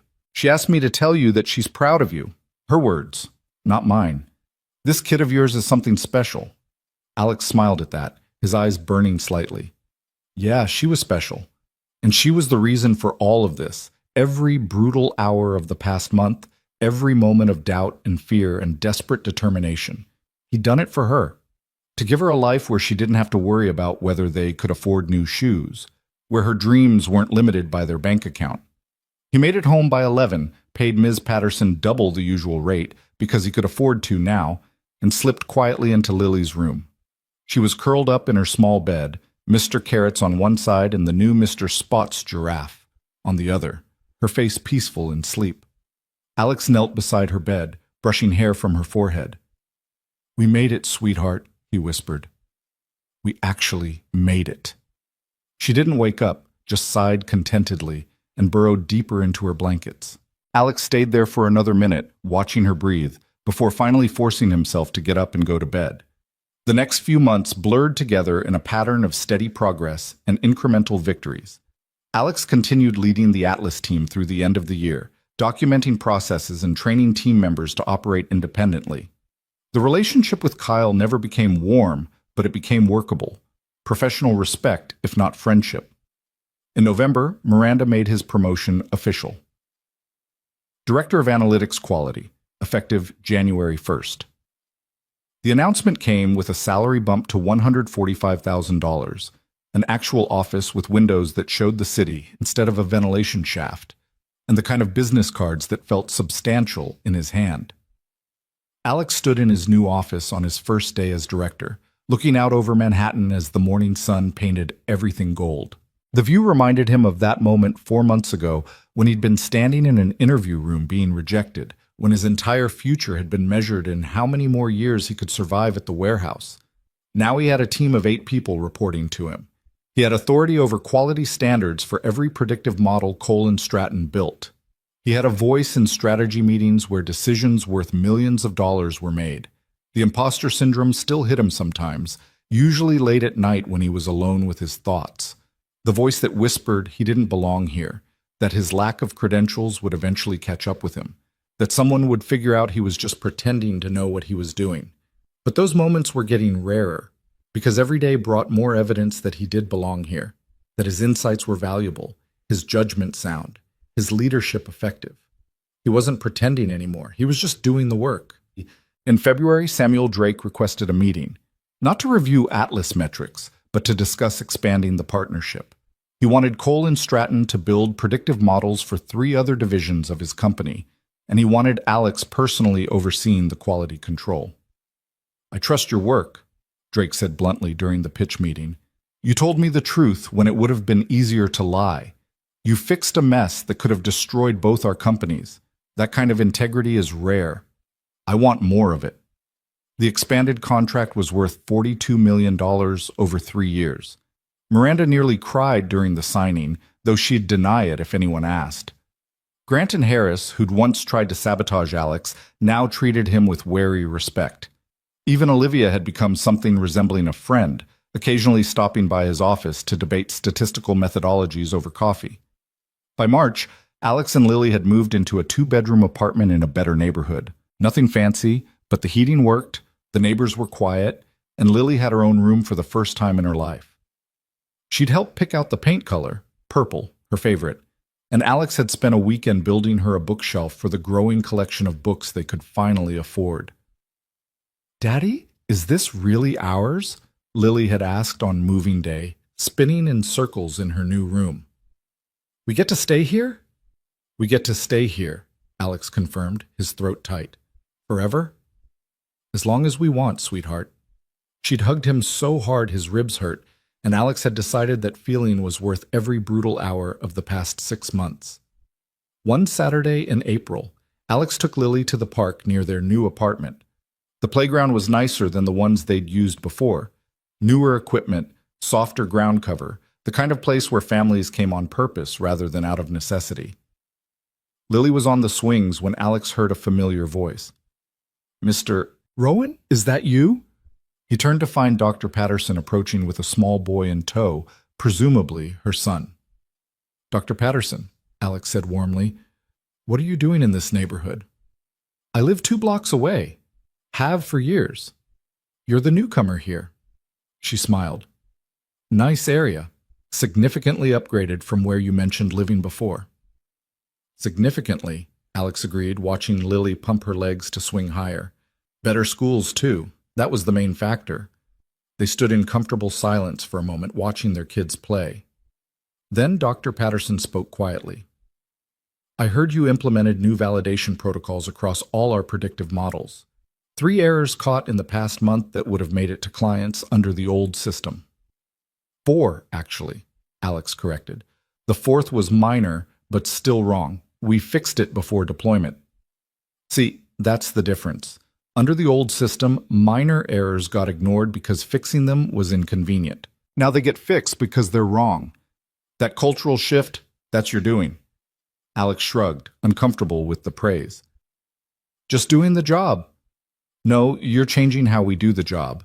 There's a difference. She paused, then added, I'm glad Miranda took a chance on you. I'm glad I helped, even in small ways. You've made us all better. Thank you, Alex managed. That means a lot. Dr. Patterson's son called for her and she excused herself with a wave. Alex settled onto a bench, watching Lily play, feeling the spring sunshine warm on his face. His phone buzzed, an email from Miranda with the subject line, Board presentation. Your input needed. Alex opened it to find a draft proposal for expanding the Analytics Quality Division, creating a formal framework for validation and review across all company projects. Miranda wanted his thoughts before presenting it to the board next month. She was asking his opinion on company strategy. Him, the guy who'd been rejected at the interview 6 months ago. He typed out a response with suggestions and refinements, sent it off, and put his phone away. There would be more emails, more meetings, more challenges. But right now, in this moment, he could just be dad, watching his daughter play in the good neighborhood with the nice playground, knowing they were safe and stable and okay. Daddy, Lily called from the top of the slide. Watch this! She went down face first, laughing the whole way, and Alex's heart clenched with the kind of fierce protective love that still surprised him with its intensity. That was amazing, he called back, and she beamed with pride before running to do it again. In May, Cole & Stratton held their annual company awards ceremony. It was a formal affair at a hotel ballroom, employees dressed in cocktail attire, catered dinner, and open bar. Alex had brought Lily as his +1 since she'd begged to see where Daddy worked, and she sat next to him in her best dress, a new one they'd bought specifically for tonight, looking around with wide eyes at the fancy setting. Is this where all the important people are? She whispered. This is where all the people who work hard are, Alex corrected gently. Everyone here is important. Miranda took the stage as dinner finished, thanking various teams for their contributions over the year.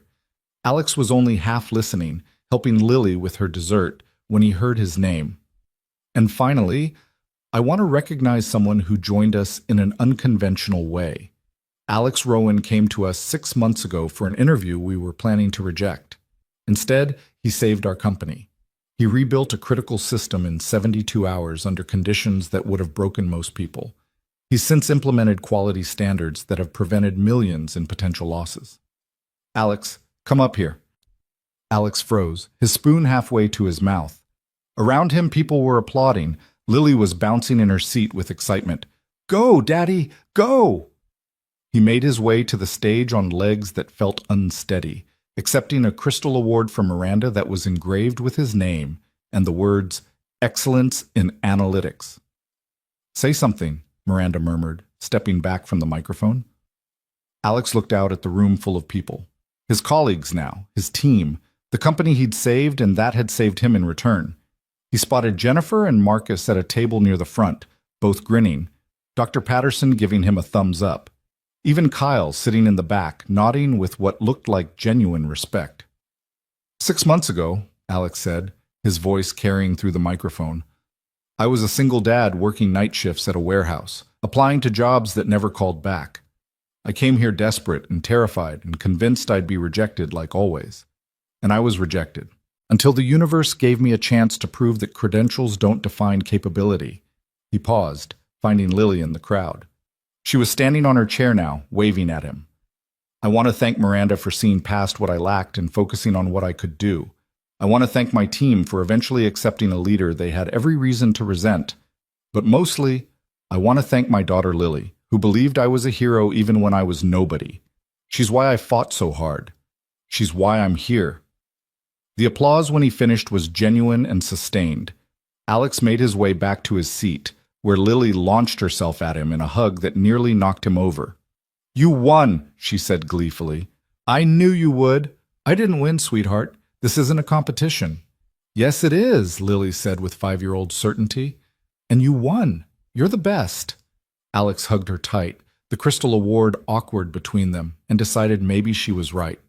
Maybe he had won. Not against anyone else, but against the version of himself who'd thought this kind of success was impossible for people like him. That night, after Lily was asleep, Alex sat in his living room, his real living room, in an apartment with working heat and quiet neighbors, and looked at the award on his coffee table. The crystal caught the light, refracting it into tiny rainbows across the ceiling. His phone buzzed, a text from a number he didn't recognize at first until he saw the name, Grant Hutchins. "Congratulations on the award. You've proven me wrong. That takes some doing." "Grant?" Alex stared at the message for a long moment. It wasn't an apology exactly, but from Grant, it might be as close as he'd ever get. He typed back a simple response. "Thanks. Appreciate it." Another message came through, this one from Miranda. "Dinner next week? Want to discuss expansion plans for your division, and I'm buying. You've earned it." Alex smiled at that. Dinner with the CEO to discuss expansion plans. 6 months ago, he couldn't have imagined it. Now it was just another Tuesday. He responded with confirmation, then set his phone aside and allowed himself to just sit in the quiet of his new life. No warehouse shift to prepare for, no desperation keeping him awake, no crushing fear that one emergency would destroy everything. Just peace. Hard-won, earned through 72 hours of hell and 6 months of proving himself daily, but peace nonetheless. The summer passed in a blur of continued success. Alex's quality control division caught error after error, preventing the kind of catastrophic failure that had nearly ended Cole & Stratton. His reputation in the industry grew. Other analytics firms started reaching out, asking if he'd consult or speak at conferences. He declined most of them, focusing on his work and his daughter. But the offers kept coming. In August, Drake called him directly, not through official channels, but on his personal cell. "Rowan, I have a proposition for you," Drake said without preamble. "I'm launching a new subsidiary focused on predictive analytics for manufacturing. I want you to run it." Alex nearly dropped his phone. What?" "Chief Analytics Officer. Your own team, your own budget, equity stake in the company. Build it from the ground up, however you think is right. I trust your judgment." "Mr. Drake, I'm honored, but I'm happy at Cole & Stratton. I'll double your salary, plus stock options that could be worth millions if we succeed. Think about it. Don't give me an answer now, but think about it." The call ended before Alex could respond. He sat in his office, staring at his phone, trying to process what had just happened. Chief Analytics Officer, his own company, millions in potential earnings. It was everything he'd never dared dream about, and it terrified him. That night, after putting Lily to bed, Alex called the one person whose advice he trusted without question, Miranda. "He called you directly?" she asked after he explained. "That's very Drake, poaching my director by making an offer I can't match." "I'm not taking it," Alex said immediately. I don't think I'm taking it. Should I be taking it?" Miranda was quiet for a moment.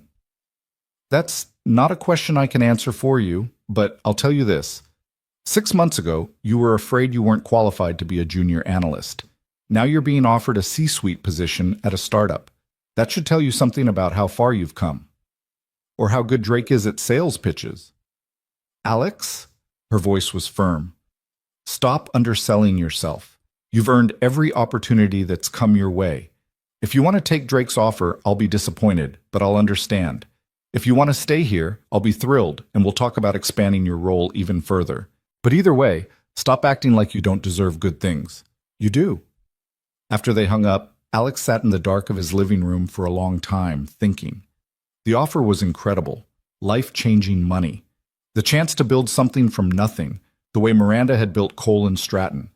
But it would also mean longer hours, more travel, more time away from Lily, and he'd be starting over in some ways. New company, new team, new challenges. Here at Cole & Stratton, he had stability.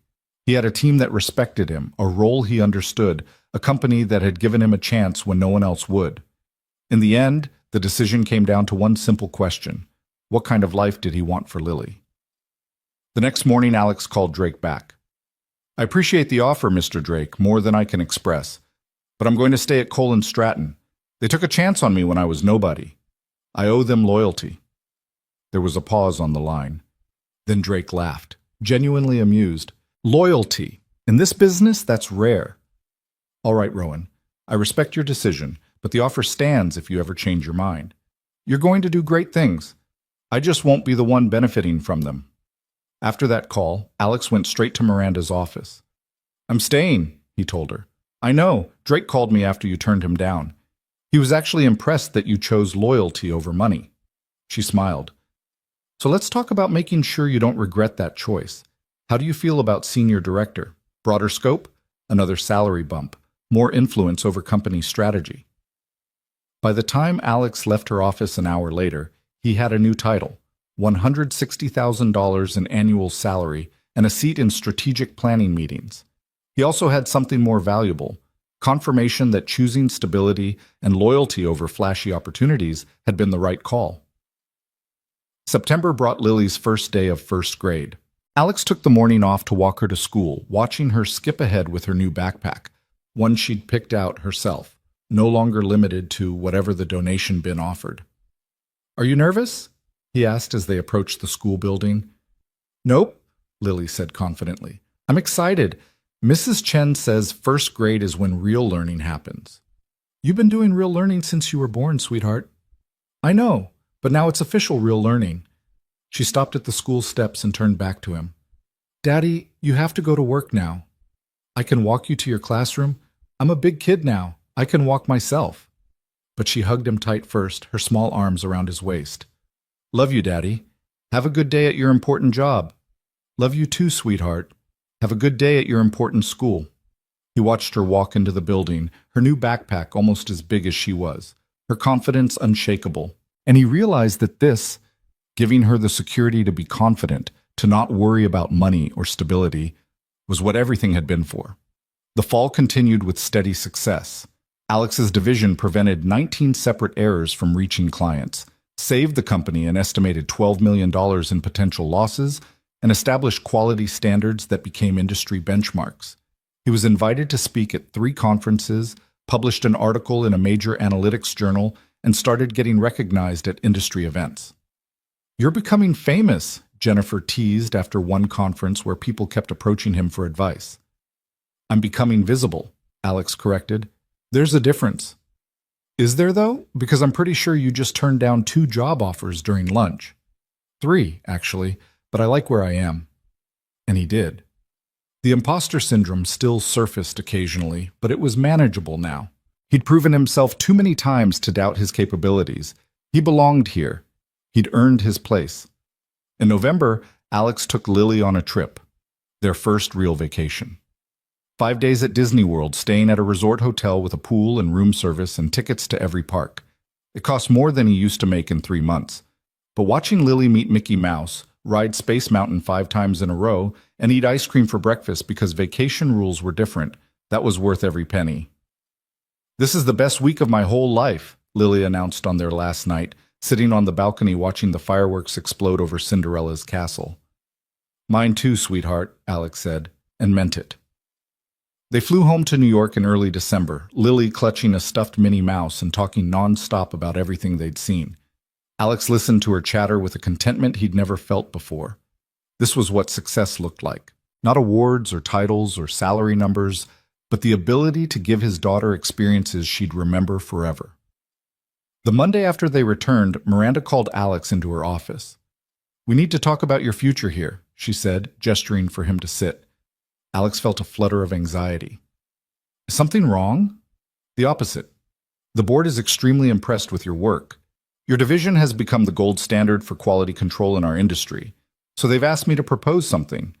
She pulled out a document and slid it across her desk. Vice President of Analytics Operations. You'd oversee not just quality control, but all analytics project management, resource allocation, strategic planning. It's essentially the number 2 position under me for the entire analytics side of the company. Alex stared at the job description, his brain struggling to process what he was reading. VP, number 2 position. the kind of role that typically required 20 years of experience and an impressive pedigree. Miranda, I've been here less than a year.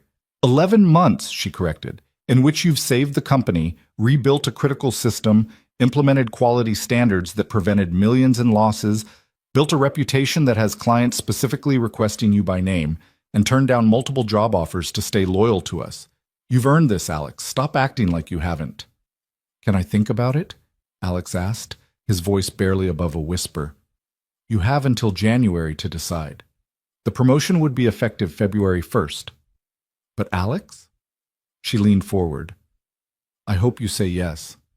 You've already proven you can do this job. Now it's just about accepting that you deserve it. That evening, Alex sat Lily down after dinner for a serious conversation. Sweetheart, I need to talk to you about something important. My boss offered me a big promotion at work. That's good, Lily said immediately. More money for Disney World. Alex smiled despite his nervousness. Maybe, but it would also mean I'd have to work more hours sometimes. I might not always be able to pick you up from school or come to every class event. Lily was quiet for a moment, unusually serious for a 6-year-old. Would you be happy? She asked. Yes, I think I would be. Then do it, Lily said simply. You're always telling me to try hard things even when they're scary. You should try too. The wisdom of children, Alex thought. Sometimes it took a 6-year-old to point out the obvious. You're right, he said. Thank you, sweetheart. You're pretty smart, you know that? I know, Lily said with complete confidence. I get it from you. The next morning, Alex walked into Miranda's office and accepted the promotion. The holiday season arrived with its usual chaos. Colin Stratton threw a company Christmas party at the same hotel where the award ceremony had been held, and this time Alex felt like he actually belonged. People sought him out to talk shop, to ask his opinion, to just chat. He was no longer the outsider trying to prove himself. He was part of the fabric of the company. On Christmas morning, Alex woke up to find Lily already awake, sitting by their tree. A real tree this year, not the small plastic one they'd used in the old apartment. Daddy, Santa came! She'd believed in Santa for the first time this year, secure enough in her stability to trust in magic. Alex had spent a fortune on presents, making up for years of having to choose just one small gift. The look on her face as she opened each one was worth more than any salary increase. After the present frenzy, after breakfast and the call to his parents, who still couldn't quite believe what had happened to their son, Alex and Lily settled on the couch together. Did you make a wish? Lily asked, referring to the tradition he'd started where they each made a silent wish on Christmas morning. I did. What was it? Can't tell you. Then it won't come true. That's a birthday candle rule, not a Christmas rule, Lily argued. It's both. But I'll tell you this much. My wish already came true. I'm looking at it. Lily giggled and snuggled closer. That's cheesy, Daddy. I know, but it's true. As they sat there watching the Christmas tree lights twinkle, Alex thought about where he'd been a year ago. Desperate, rejected, convinced his life would never be more than a cycle of warehouse shifts and worry. He'd walked into that interview room expecting another rejection, another door slammed in his face. Instead, the universe had given him one chance, 30 seconds to prove his value, 72 hours to prove his capability, 11 months to prove he belonged. And he'd taken that chance and built a life he'd never imagined possible. His phone buzzed, a text from Miranda. Merry Christmas, Alex. Looking forward to working with you as VP in the new year. You've come a long way from that interview room. M. Alex smiled and typed back, Merry Christmas. Thank you for taking a chance on me. Changed my life. The response came immediately. You changed your own life. I just gave you the opportunity. There's a difference. Maybe there was. Maybe success was part opportunity and part determination, part luck and part skill. Maybe it didn't matter how you got there, only what you did once you arrived. New Year's Eve arrived cold and clear. Alex had been invited to a party with colleagues, but he chose to stay home with Lily instead. They made popcorn and watched movies, and at midnight, they went out onto their balcony to watch the fireworks over the city. What's your New Year's resolution, Daddy? Lily asked as the sky exploded in color. to be worthy of everything I've been given, Alex said quietly. You already are, Lily said with absolute certainty. Then she added, Mine is to learn to ride a bike without training wheels. Alex laughed, pulling her close. That's a good goal, sweetheart. We'll work on it together. As the fireworks continued, painting the Manhattan sky in brilliant colors, Alex allowed himself to feel the full weight of gratitude for how far they'd come. From rejected applicant to VP in less than a year, from struggling single dad to stable provider, from nobody to somebody. But more than any title or salary, he was grateful for the simple fact that Lily was safe and happy and secure. That she could make wishes and set goals without the shadow of poverty hanging over them. That she believed in her daddy not because he was desperate for her approval, but because he'd proven himself worthy of her faith. The new year started with Alex's transition into his VP role. It came with an office twice the size of his previous one, a salary that made him dizzy when he looked at the number, and responsibilities that sometimes kept him awake at night. But it also came with the authority to shape how Cole and Stratton operated, to implement the kind of quality-first culture that would prevent future disasters. In February, exactly 1 year after that infamous 72-hour deadline, Miranda called an all-hands meeting to announce the company's annual results. Revenue was up 40%. Client satisfaction scores had reached record highs. Employee retention had improved significantly. And none of this would have been possible without one person's contribution, Miranda said, and Alex knew what was coming before she said his name. Alex Rowan joined us in an unconventional way. He's risen through the ranks faster than anyone in company history, and he's fundamentally changed how we approach our work. Alex, come up here. Alex made his way to the front of the room for what felt like the 100th time, but it still hadn't gotten comfortable. The crowd applauded. Genuine, sustained, no longer tinged with skepticism or resentment. I don't have a speech prepared, Alex admitted into the microphone. But I want to say something to anyone here who feels like they don't belong, who thinks their background disqualifies them, who's been told they're not good enough. You are good enough. Your credentials don't define your capabilities. Your past doesn't limit your future. All you need is one chance and the refusal to waste it. The applause when he finished was the loudest he'd ever heard. That evening, Alex left the office at a reasonable hour for once and picked up Lily from her after-school program. On a whim, he suggested they go to the zoo, the same zoo they'd visited a year ago when it had felt like an unimaginable luxury. They walked through the exhibits hand in hand, Lily chattering about her day at school, Alex only half listening because he was too busy feeling grateful for this moment, for this life, for the chance he'd been given and the determination that had carried him through. "Daddy, look!" Lily pointed at the penguin exhibit where the birds were diving and playing. "Remember when we came here before and it was the best day ever?" "I remember." "Every day is the best day ever now," Lily said matter-of-factly, "because you're not worried anymore. I can tell." Alex knelt down to her level, struck by her perception. "You're right," he said.